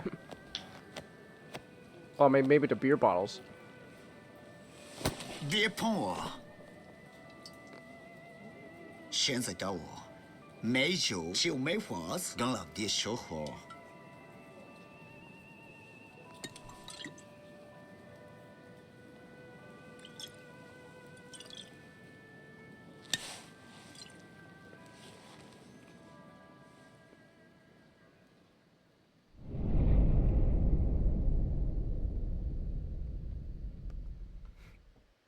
Bam, ba ba bam, ba ba bam. Ba ba bam, ba ba bam, ba ba bam, bam bam bam, bam ba ba bam. And The Jado, beacons are lit. What? I got the Gunnar skin. よう、クソ親父。一杯付き合え。 Who's Gunnar skin? Invisible Woman's. Okay, okay.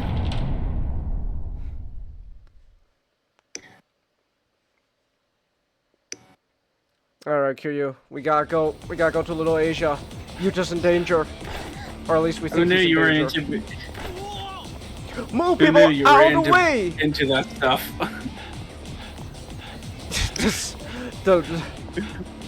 The story is literally called Utah, you idiot. Go to Little Asia. Utah, you idiot! How could you? He's gonna commit. Utah's gonna commit one of the most gravest sins ever. Ah. We gotta stop him. Hold on, we got an answer. もしもし。兄貴、南雲ですわ。そばに雄太おりますか？どうした？遺書が事務所に、雄太の遺書が事務所に置いてあったんじゃ。何？ゴミ箱に入っとうと思って気づかなかったんじゃ。兄貴、あいつ死ぬ気じゃ。ローと差し違えて、坊ちゃんを守ろうとするんじゃ。後で電話する。What have you done, Utah? Damn it, I have to hurry! Utah! I'm coming! So Utah is the father? Yeah, he is the dad. That was confirmed, and I got vindicated. Oh my gosh, it's on fire again!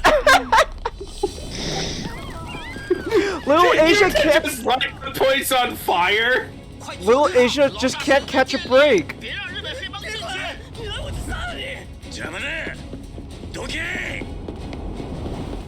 Alright, long battle time. Guess we got... Find Utah! Yeah! Kick him! On my way! I don't know about Infinite Wealth, but like, Little Asia, kind of just gets left in Really? in a state So, Little Asia just never recovers from this? seemingly, because it's always looks like it's in construction, but nothing really is progressed. Wow. Hiya! Kick him! There we go.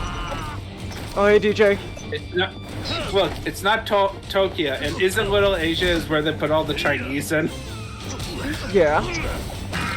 Well, it's not just the Chinese. It was like all the other non-Japanese immigrants that was in Little Asia. Exactly.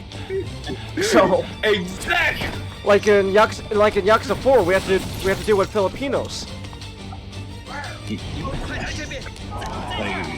That's Little Asia is where all the gangs had to hide out because like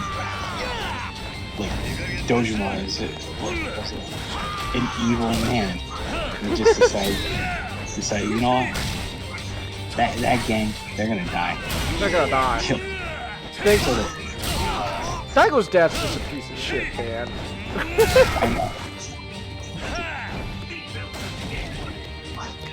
Man, there's gotta be a trope. There's gotta be a trope, right? There has to be like oh, characters that are really cool, but then they have just the absolute worst pieces of shit fathers. Oh, come on. That's just the evil dad trope. Like how the fuck did how the fuck did Hal turn out so well when his dad Huey's just the worst piece of shit you've ever met? Hal went through tragedy. Huey caused tragedy.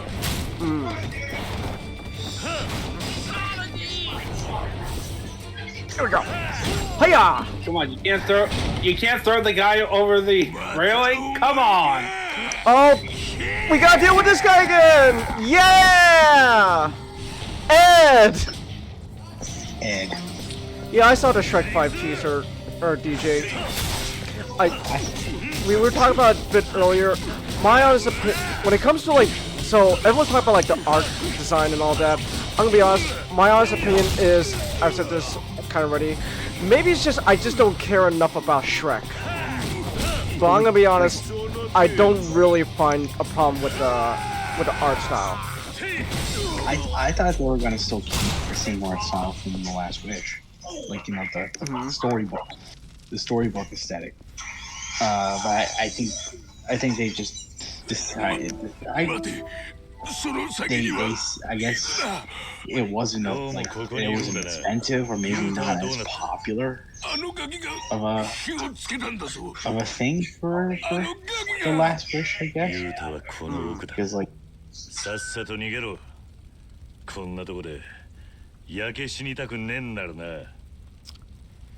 That's it. Everything else about the teaser. Gosh, I can't believe Cody was right. He was just trying to make fun of Shrek 5, and he turned out to be at least not a Gaib. What did he? I did not watch. The joke is that Pointless Hub Cody. He's pretty much said, hey, there's gonna be TikTok. There's gonna be a TikTok equivalent in Shrek 5, but he's just making a joke. And then now he turns out to be a prophet. So it's clean and saturated, goes against Shrek's whole brand. I get it, but I don't know. I'm gonna be honest. I just don't really have that much effort in me to care that much about the art style of Shrek. It's like the thing about it is it was a series that wasn't really built around that aesthetic. So like Yeah. when you make it into like, the minute I saw it, I was like, man, this looks like if Shrek was made after Madagascar. Or like they decided, okay, we're gonna have like standardized, like animation style that comes through all the movies. Because it's like imagine a Kung Fu Panda if it was animated the same way like Shrek was.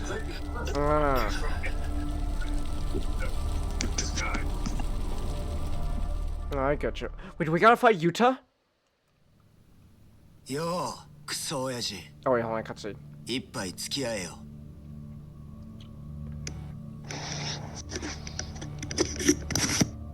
どうやら全てを知ったようだな。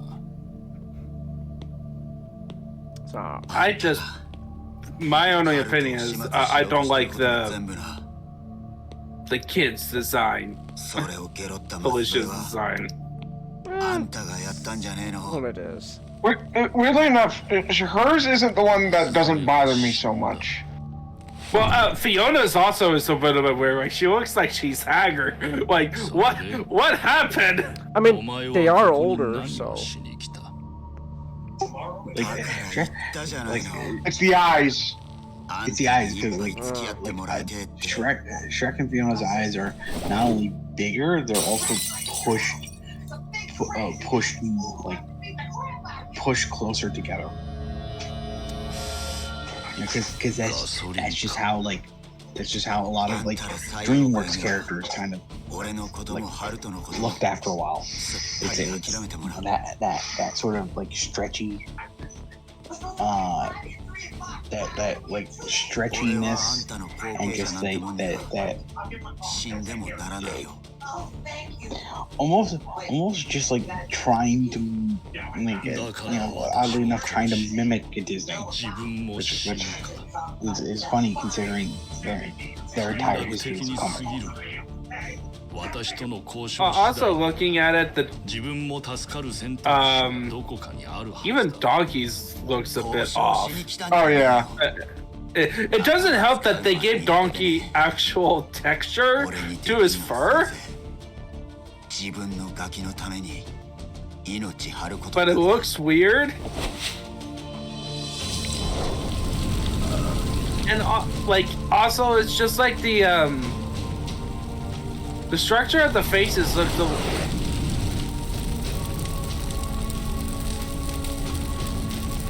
I wouldn't say too cleanly. I wouldn't even say like much like other DreamWorks characters. It looks like a little bit of it's the effect of like nowadays with video game graphics where even if they're technically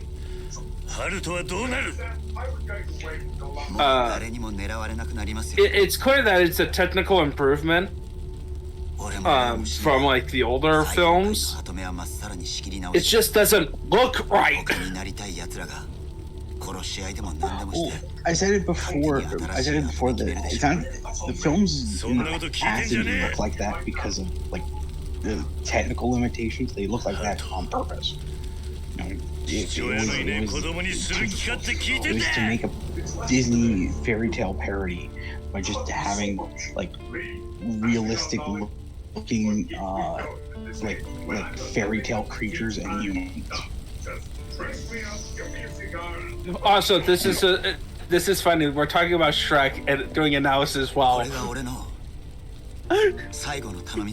during this dramatic moment about Utah burning down. Is Utah? Is he going to die? Guys, Matthew Lillard has been cast in Daredevil. I know, I saw that. Oh no! Scoob! Alright, Scoob! We gotta go find the devil of Hell's Kitchen! It's the lawyer! It's the lawyer! What? Matthew Murdock!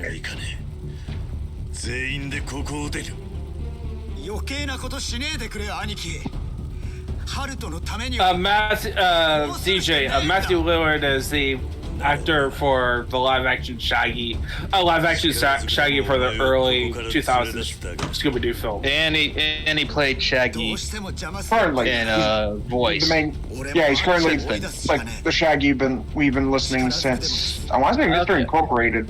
Oh, he's actually.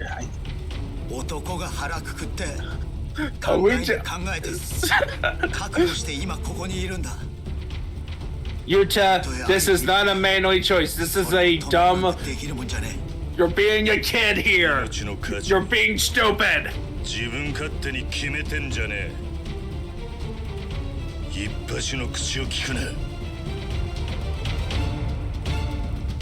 行くぞ。言うて。おら。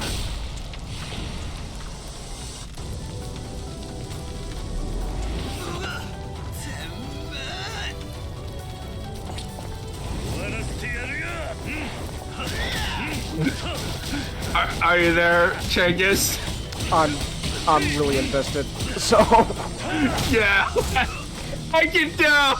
It's like, we were talking about Shaggy, you're just there like, oh no, I need to rent. No, Utah, you're being a moron.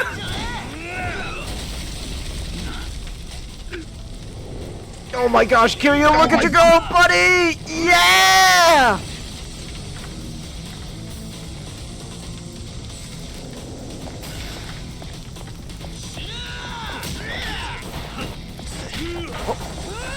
Oh, hiya! Hiya! Crap! Oh! Ow! Oh! Be right back. Alright. I'm just imagining this moment. It's like when Kiryu says, I'm gonna get you alive even if I have to beat the crap out of you out. And it's like much like we'll teach him our peaceful ways by force. By force.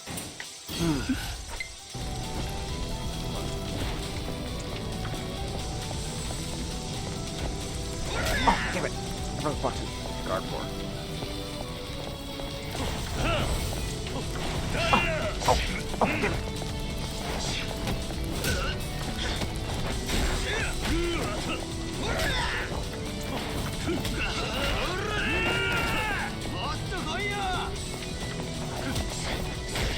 Man, I wish I could taunt. Bring back taunts, RGG. Goodness gracious, bring back taunts. They were so good and they help build up heat. Bring them back, RGG. Goodness gracious. They do bring back taunts. They do bring back taunts? Okay. Because I miss taunts.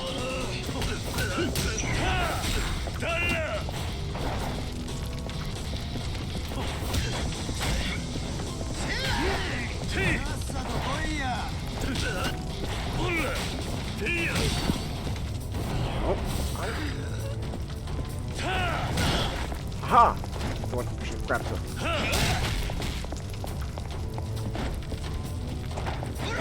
Ah, damn it! Grab this. Heat action! Here we go! Yes! Eat shit, Utah! Oh.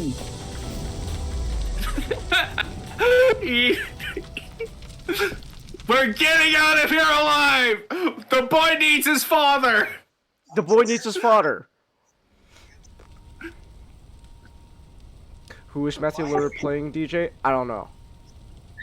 Yeah, they just said that he's going to be in season 2, which it's kind of wild to think that. Like, I know it's standard, but it's kind of wild to think. Yeah, like they already greenlit a season 2.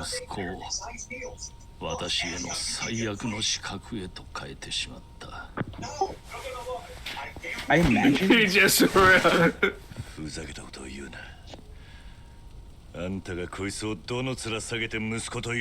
Oh, you have no business. Oh.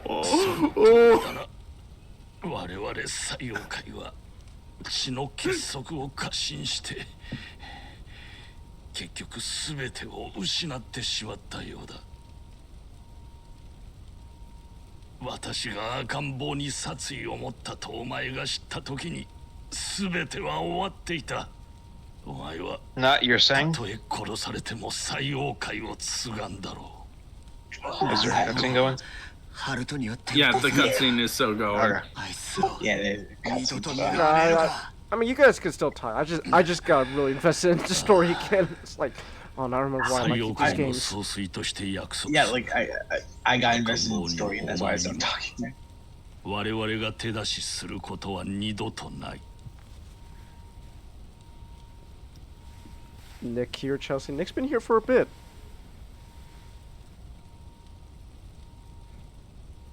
だが一つだけ言っておく。ユータを私と差し違えるように仕向けたのは私を殺そうとするある男の意志だ。 Oh, let's go! RGG doing your classic twists. Oh no! See, you were just playing along with what the higher ups, the true back I wanted. Oh, let's go! Alright, we need to find it. Okay, which skyscraper do we have to climb to beat up the bad guy? Whose skyscraper do we have to climb? This man under orders from Chairman Kurusu Iwami. Oh, unless it's someone else. 我々最王界の血の掟を逆手に取り、ユータが私に殺意を持つようそそのかした。どうだ？心当たりの人物が思い浮かばないか？まさかそのある男ってのは広瀬の Hirose? そうだ。 Okay. Wait, Remember, why is he trying to kidnap her baby? That bastard. remember, Chingy, he was the one to reveal it. Oh, he knew. He knew the entire time, and only when the triad were coming for Haruto,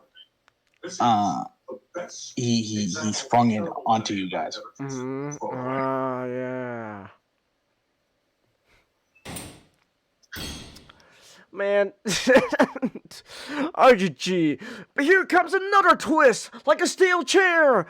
Oh my gosh. 道具に使ったってのか。 I thought Beat Takeshi was gonna be this nice, kind old man telling me 息子のセミローを殺された後のことだ。 you telling me Shui shoots. Man, this never happened before. 私に日本を撤退するよう迫ってきた。その使いで私の前に現れたのがあの広瀬という。 Wait, so there it is, the secret of Onomichi. It has something to do with the like Daidoji guy. So let's actually take a moment. Let's reorganize. So Well, the secret of Onomichi does have to do with Daidoji. yeah, that's what I was saying. It has something to do with. So let's try to. Okay, so I'm trying to make so let's put things together. So Yuta is so all I know is as of so this is so because this is kind of interesting because everything up to this point has been pretty much leaning towards this is all something to do with Iwami trying to pull the strings and stuff and manipulate everyone for some personal goal or something. Maybe it's got like guys, I have to go to bed, so have a good night, guys. All right. Have a good night, Ninjato. Yes, DJ, that same Takeshi from Takeshi's Challenge. Yes. So famous, like, to paraphrase John Trent, famous actor, director, writer, writer, painter, and what wasn't this man? so I'm trying to organize my thoughts here. So up to this point, until like the whole Daidoji stuff, again, everything was leading up to the idea like, oh, this all has something to do with Iwami, because Iwami wants to, because it's clear Iwami wants to do more than just simply run the ship business for his daddy. I'm gonna assume he's probably got some daddy issues as well. If he's doing all this, he probably does not like his daddy. Chingus, this entire game is daddy issues. This entire game's daddy issues. So up to this point, everything has been like, oh, is Iwami's manipulating all the stuff because he has daddy issues. He wants to show daddy, what he can be and stuff. So okay, and then now they just throw in the Daidoji stuff. So like they're somehow involved as well. So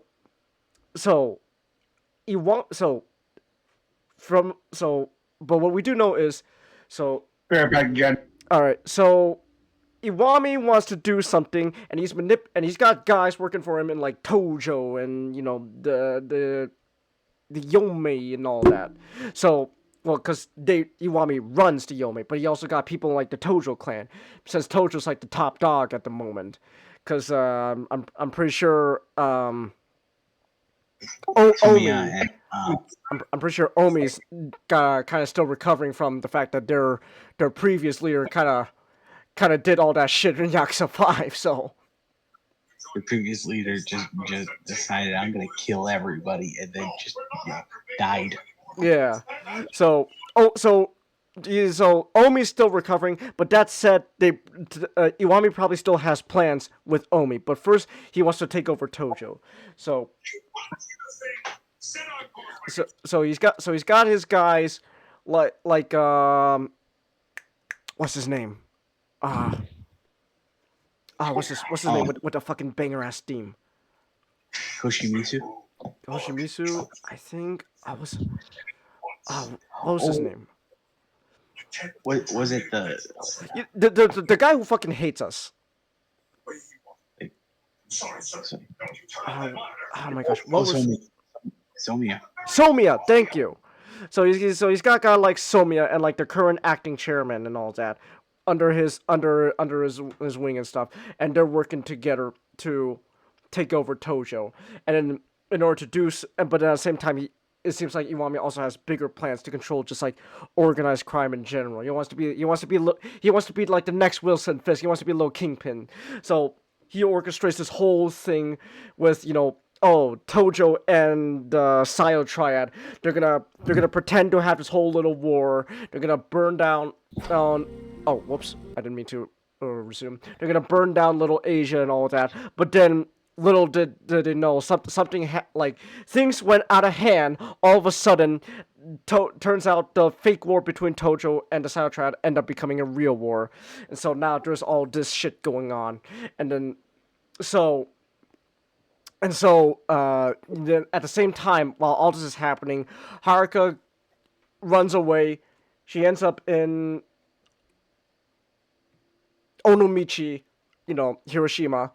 So she ends up in Hiroshima, has a kid with Yuta, and so basically the kid's all involved in stuff. So now, the Sayo Triad, they have to deal with the Tojo clan, but also they want to kill Haruto, because that means, oh shit, our backup plan guy just bred outside the bloodline. God damn it! So they want to kill him and all that to, get rid of evidence, sweep it under the rug. And then at the same time, Tojo wants Haruto and all that, so that way they could use them as leverage against the Sayo Triad. And Chango's like, this means that like the white guy, I forgot the name. The Koreans, the Jingwan, the Jingwan are just here because they see an opportunity. It's like, oh wait a minute, hold on. Like the Jingwan, they're now destroyed because because of the death of Ji Junhan. Jungi Han. But then the thing is, though, now all the deaths are related to this whole Daidoji thing going on. Like, it not only is he trying to cripple, these gangs by all making them go to war with each other. He's also like they're also like he's also assuring that they get destroyed. So there's still so much more that needs to be revealed, but I'm going to take a shot at it and win and stuff. I'll take a shot, and I'm going to assume one of the reasons why the whole war between Tojo and the Silent Triad became an actual hot, real war has something to do with the Daidoji. Well, they told you, Chingus. They did? I wasn't paying attention. Yeah, like remember, Iwami told Big Lo, hey, I know what the secret of Onamichi is. If you ally with me or the Tojo, not only will you get to know the secret, but you also get to rake in the dough that we have, the Yobei Alliance. Because remember, the Yobei Alliance seemingly just has money just like pouring from their ears. And when you think about it, it's like, well, they're not possibly just getting all of this from their shipbuilding business. So how are they getting this money? And that probably has something to do with the whole Daidoji guy and like whatever fucking Illuminati society he's running here.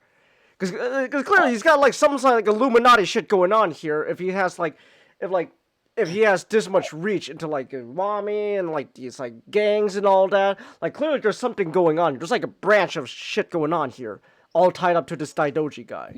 So it's like a fucking like Illuminati shit. The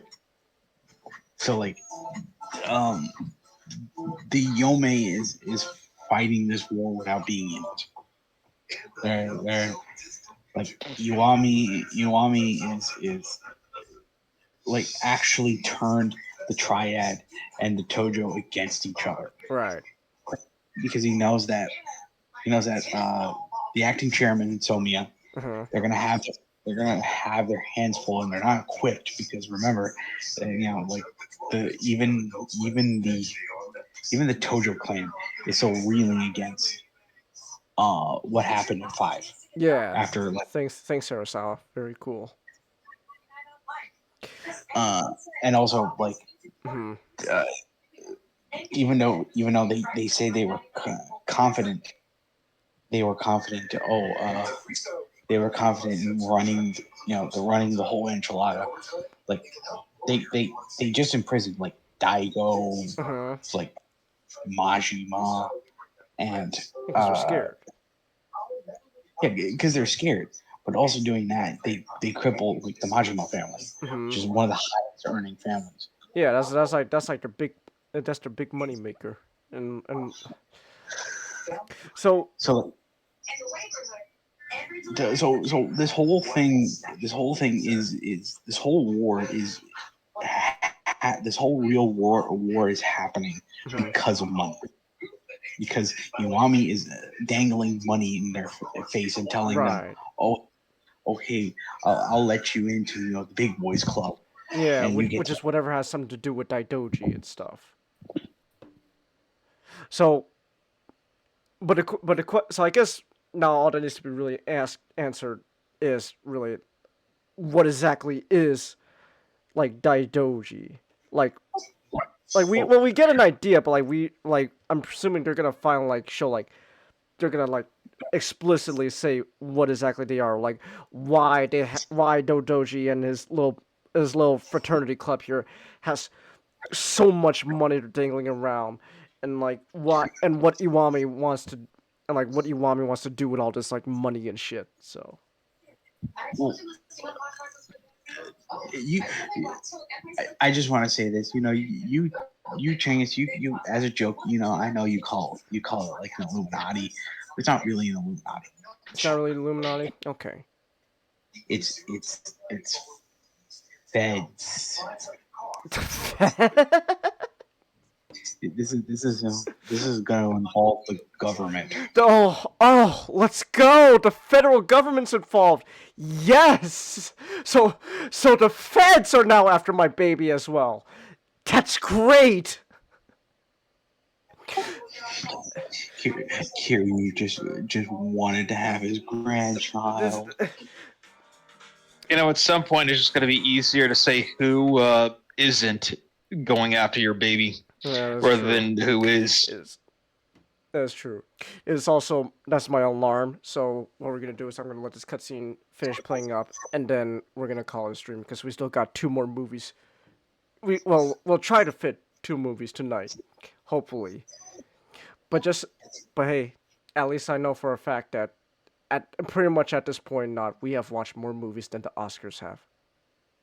Oh, excuse me. Do you think the Oscars watch movies? No, that's for peasants. Enough. True. I was livid, Chingus, when I because I'm sure you were livid when you got like the like when you saw like the post of like the 4 Oscar voters didn't watch Dune Part 2. Yeah. And they they obfuscated it's their places on it's like a numbered place on the ballot. That was me Chings, when I heard like I think like 6 of them didn't watch through the Brutalist all the way. Yeah. One of them straight up just said didn't like Dune because they didn't want to watch a movie that's about killing people. Like that was the reasoning. I think we should. You know what? Maybe they're right. Because I want to kill them. I want to kill the Oscar voters. Let's just kill them. Let's just kill them.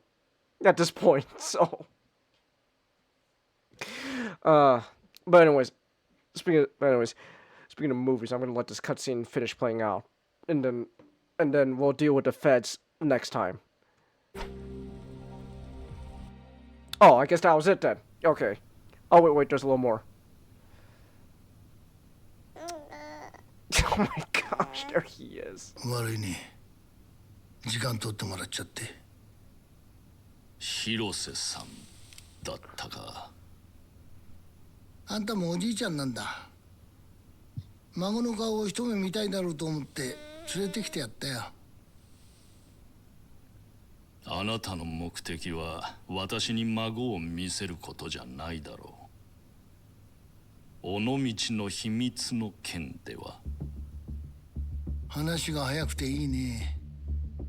本当はあんたを If I 殺 kill し a ゃ person, I'll be 手っ thrown 取り into 早 the くて済むん slammer だけどな。 Chelsea. Well, でも that's うち the の price クル to ス pay 会長 for はあんたらが日本を撤 having 退す to り deal ゃ with そ Oscar れでいいってさ。 voters. あの人も俺ももう血は見飽きてんだ。我々採用会はすでにアジア外に莫大な投資を済ませている。だがその回収はまだ済んでない。撤退する気はねえってことか。そして何よりクルスの息子は我々の後継者であるジミー・ローを殺した。ビジネスとしても人の親としても私にはあなた方の要求を聞く道理がない。そう言うと思ってね。あんたにはいい条件持ってきたよ。なんだ。その赤ん坊を目の前で殺すとでも言うのか。宇佐美雄太をあんたにくれてやる。あいつには採用会の後継者になるよう俺から説得してやる。それでどうだ。この条件で飲めねえっつんなら雄太に全部話しちまうけどな。この赤ん坊があいつの子で、あんたがそれを始末しようとしてることも全部さ。そうなりゃあいつはあんたの後継者には死んでもならない。あんたらの組織が一番大事にしている血のつながりが途絶えてしまうな。それでもいいかい？その赤ん坊はどうする？俺が面倒見させてもらうよ。永遠にこの子の存在は雄太から隠し通してやる。私としてはここで赤ん坊もろともあなたの口を封じるという手もある。やってみるかい。その時は真っ先にあんたが死ぬよ。それに手下とも同じ10人か道連れにさせてもらうわ。それは大げさだ。そばに控えている部下たちは全員銃を持っている。俺にできねえと思うか？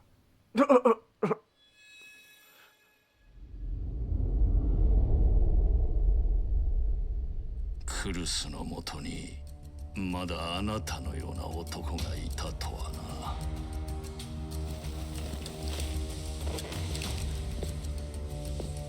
俺の隠れ家の周りでうろついてるあんたの手下な、達川と松添、すぐ引き上げさせろよ。それと西洋会のカムロ町撤退には一月だけ時間やる。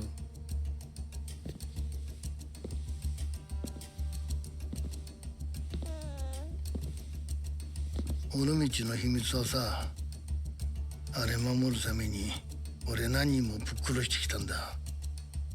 そんな中には俺を可愛がってくれた兄貴分もいてね。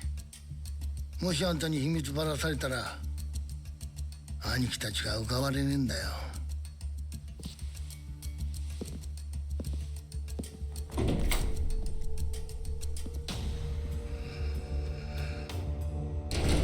Damn, you can see like the sweat from each pore, man. Goodness gracious. 傍から見れば不思議に見えただろう。私は100人を超える部下に守られながら、たった一人の老人を相手にその要求を丸飲みさせられた。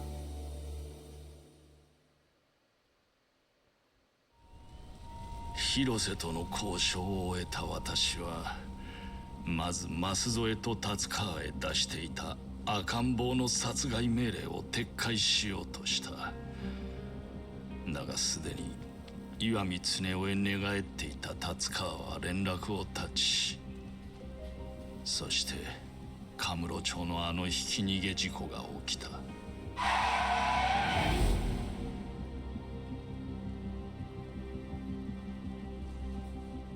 赤ん坊は広瀬の手を離れ、広瀬は自分が我々への交渉材料を失ったと感じたはずだ。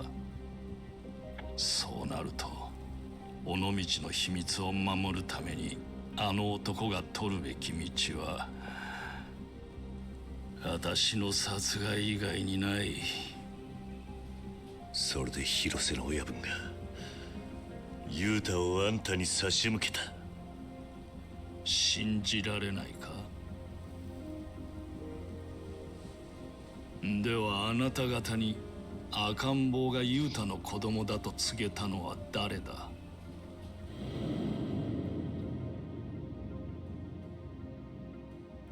宇佐美雄太。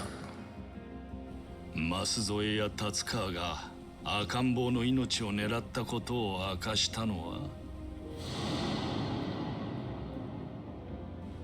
そしておそらく殺されたという舛添は広瀬にとって用済みだったんだろうな。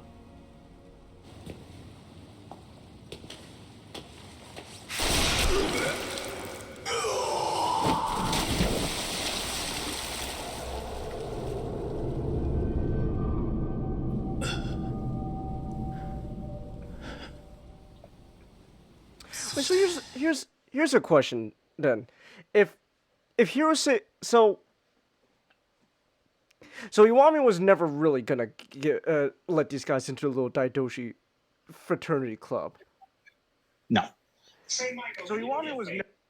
So basically, Iwami purposely dangled the bait in front of these guys. Everyone was falling for it, and then when he said no, Hirose just goes and kills these guys. He dangled it in front of like Big Low's face, not only Big Low and the acting chairman, not only to get them to get them to do tricks. It was also to kind of show to his father, it's like I am wearing the pants here. I am not going to be I'm not going to be the son who lives a quiet life. I'm going to show you that I am made for this to this world. Okay. And Hirose is like actually he's directly speaking. He's directly answering to Kalisu himself. That's why he threatened Big Low, because Big Low wants to know the secret behind Onomichi. So Hirose is killing everyone who knows the secret on Kurusu's order, but Iwami's the one who's purposely giving this fact out to everyone. Yes. So basically, at the moment, all of this is just one big squabble between Iwami and his daddy.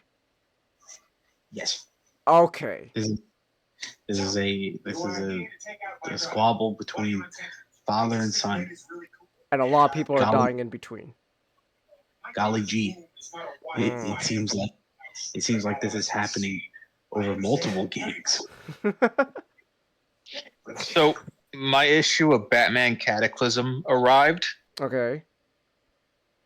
And I'm reading it, and I'm looking through the first issue, and I remember this is that time in the DC Comics where they wanted to have Batman be a myth to the general public, even though he's like 15 years into being Batman on the Justice League. And has like 3 Robins, and then people still think he's a myth, and it's like really stupid. I could buy that for like the first years, like just the first years, and like it works for the Dark Knight Returns, because it's a whole new generation who didn't grow up with Batman, so you might as well have just been like some kind of big myth. But once he's on the Justice League, no. sorry, buddy, you're on TV. You're doing press conferences. Like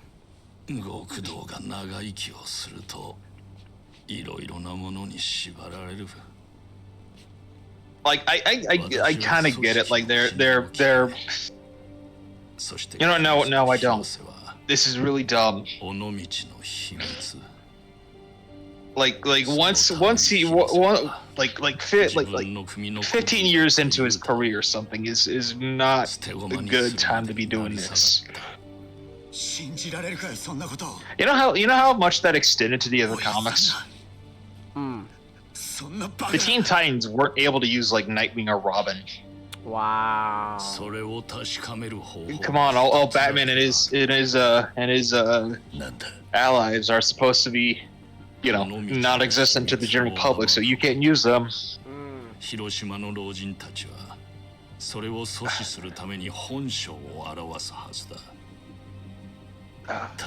Wasn't Batman in the Justice League around this time too? He would have had to been.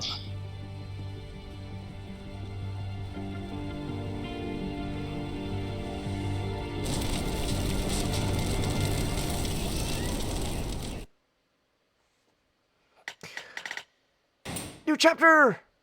Let's go! Squad Busters added Optimus Prime and some chick named Melina 1 to the game, DJ. That's fun.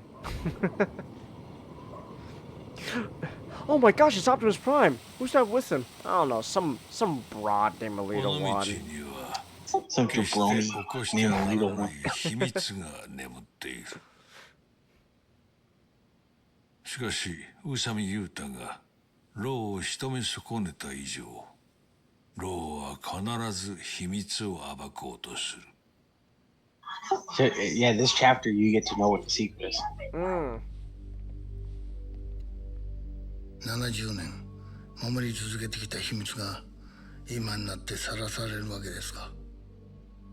尾道の秘密は私の血であり肉であった男たちの犠牲の上に守られてきた。そうだろう。そしてこの先も守り続けるためにはまた新しい犠牲が必要になった。やってくれるか、広瀬。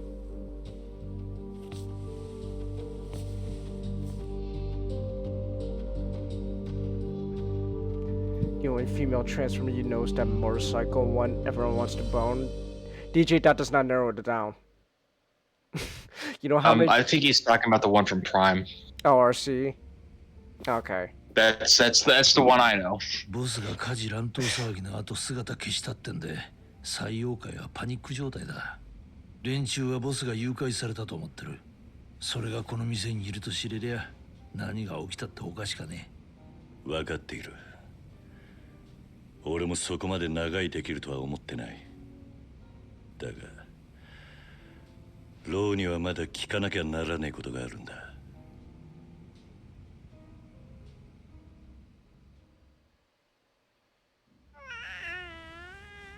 Oh? Flashback?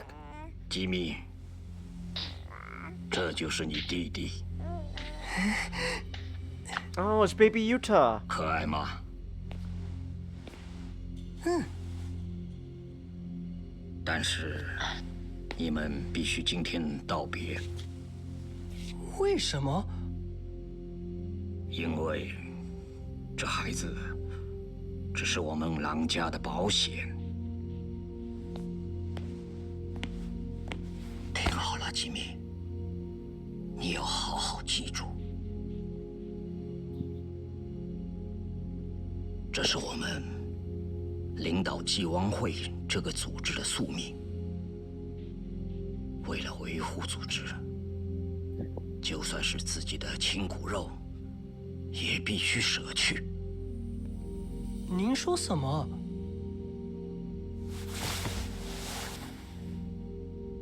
你要记住，只有 That 你。 touch, Chelsea, that's not all what's happening. Get your mind out the gutter, woman. My gosh. 老弟，喂，老弟，你在听吗？为什么不准我们进出日本？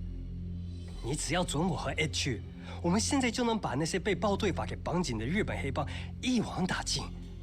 老弟，你给我个机会吧。你还没完吗？不行就是不行。纪王会不可侵犯日本，我们已经同意阳明联合会了。难道跟日本下一个小小组织的约定，会比咱们自己组织的发展更重要吗？对，就是那么重要。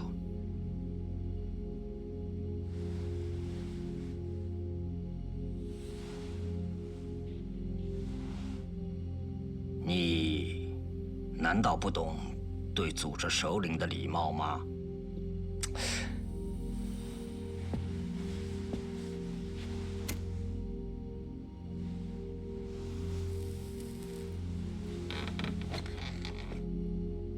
老弟，不，老大，你也知道现在纪万会的状况很苦，警察到处检举贪污罪，咱们已经无法在中国国内赚钱了。但纪万会从以前就把黑孩子给送进日本，现在都已经打好打进日本的底子了，为什么不动手？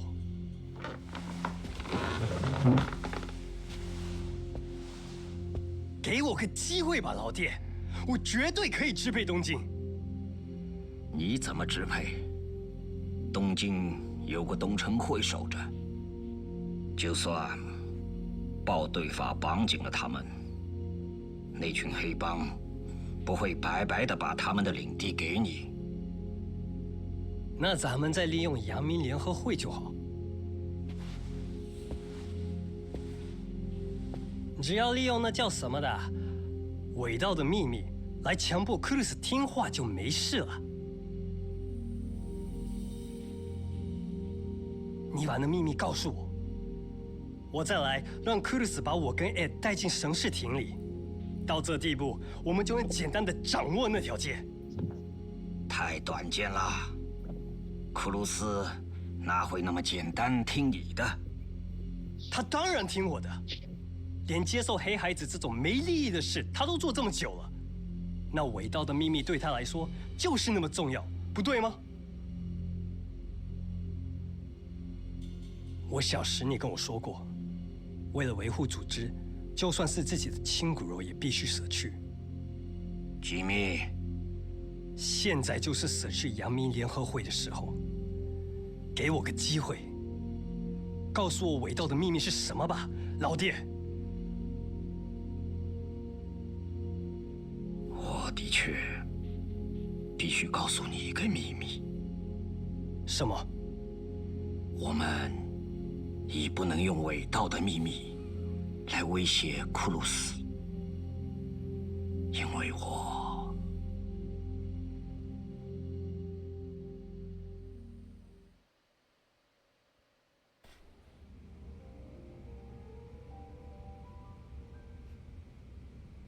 Okay.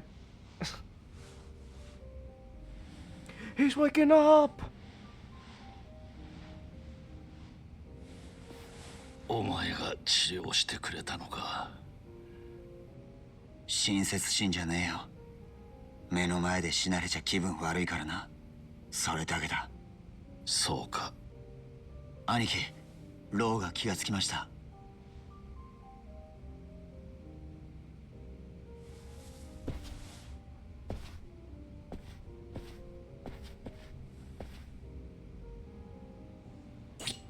Alright, here we go. Finally, we get to be in control of Kiryu again. Woo! Circle, circle. Alright. Let me save. Whoosh. Bam. Yeah, I saved. Okay.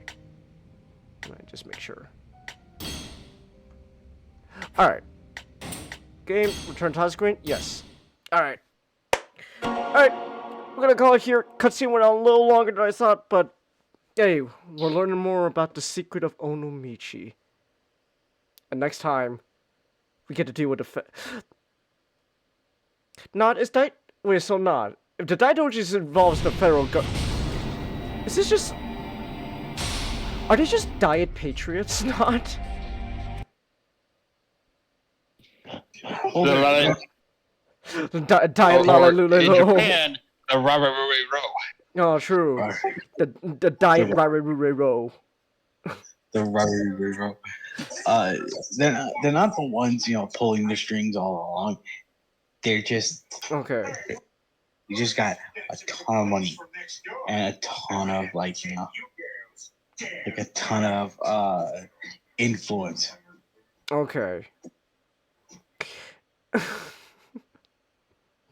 Alright, then. But still, wow.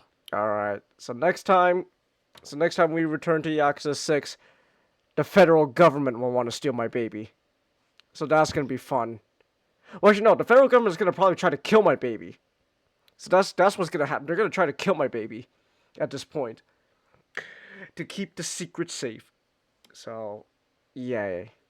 Alright. So anyways, we're gonna call things here. Tomorrow's the podcast. Tomorrow we get to make fun of the Oscars even more. And then Sunday, we get to make fun of the Oscars even more. So yeah. Alright. Anyways, we're gonna call things here. Thank you everyone who came. Thanks for watching and replays. Until next time. Good night!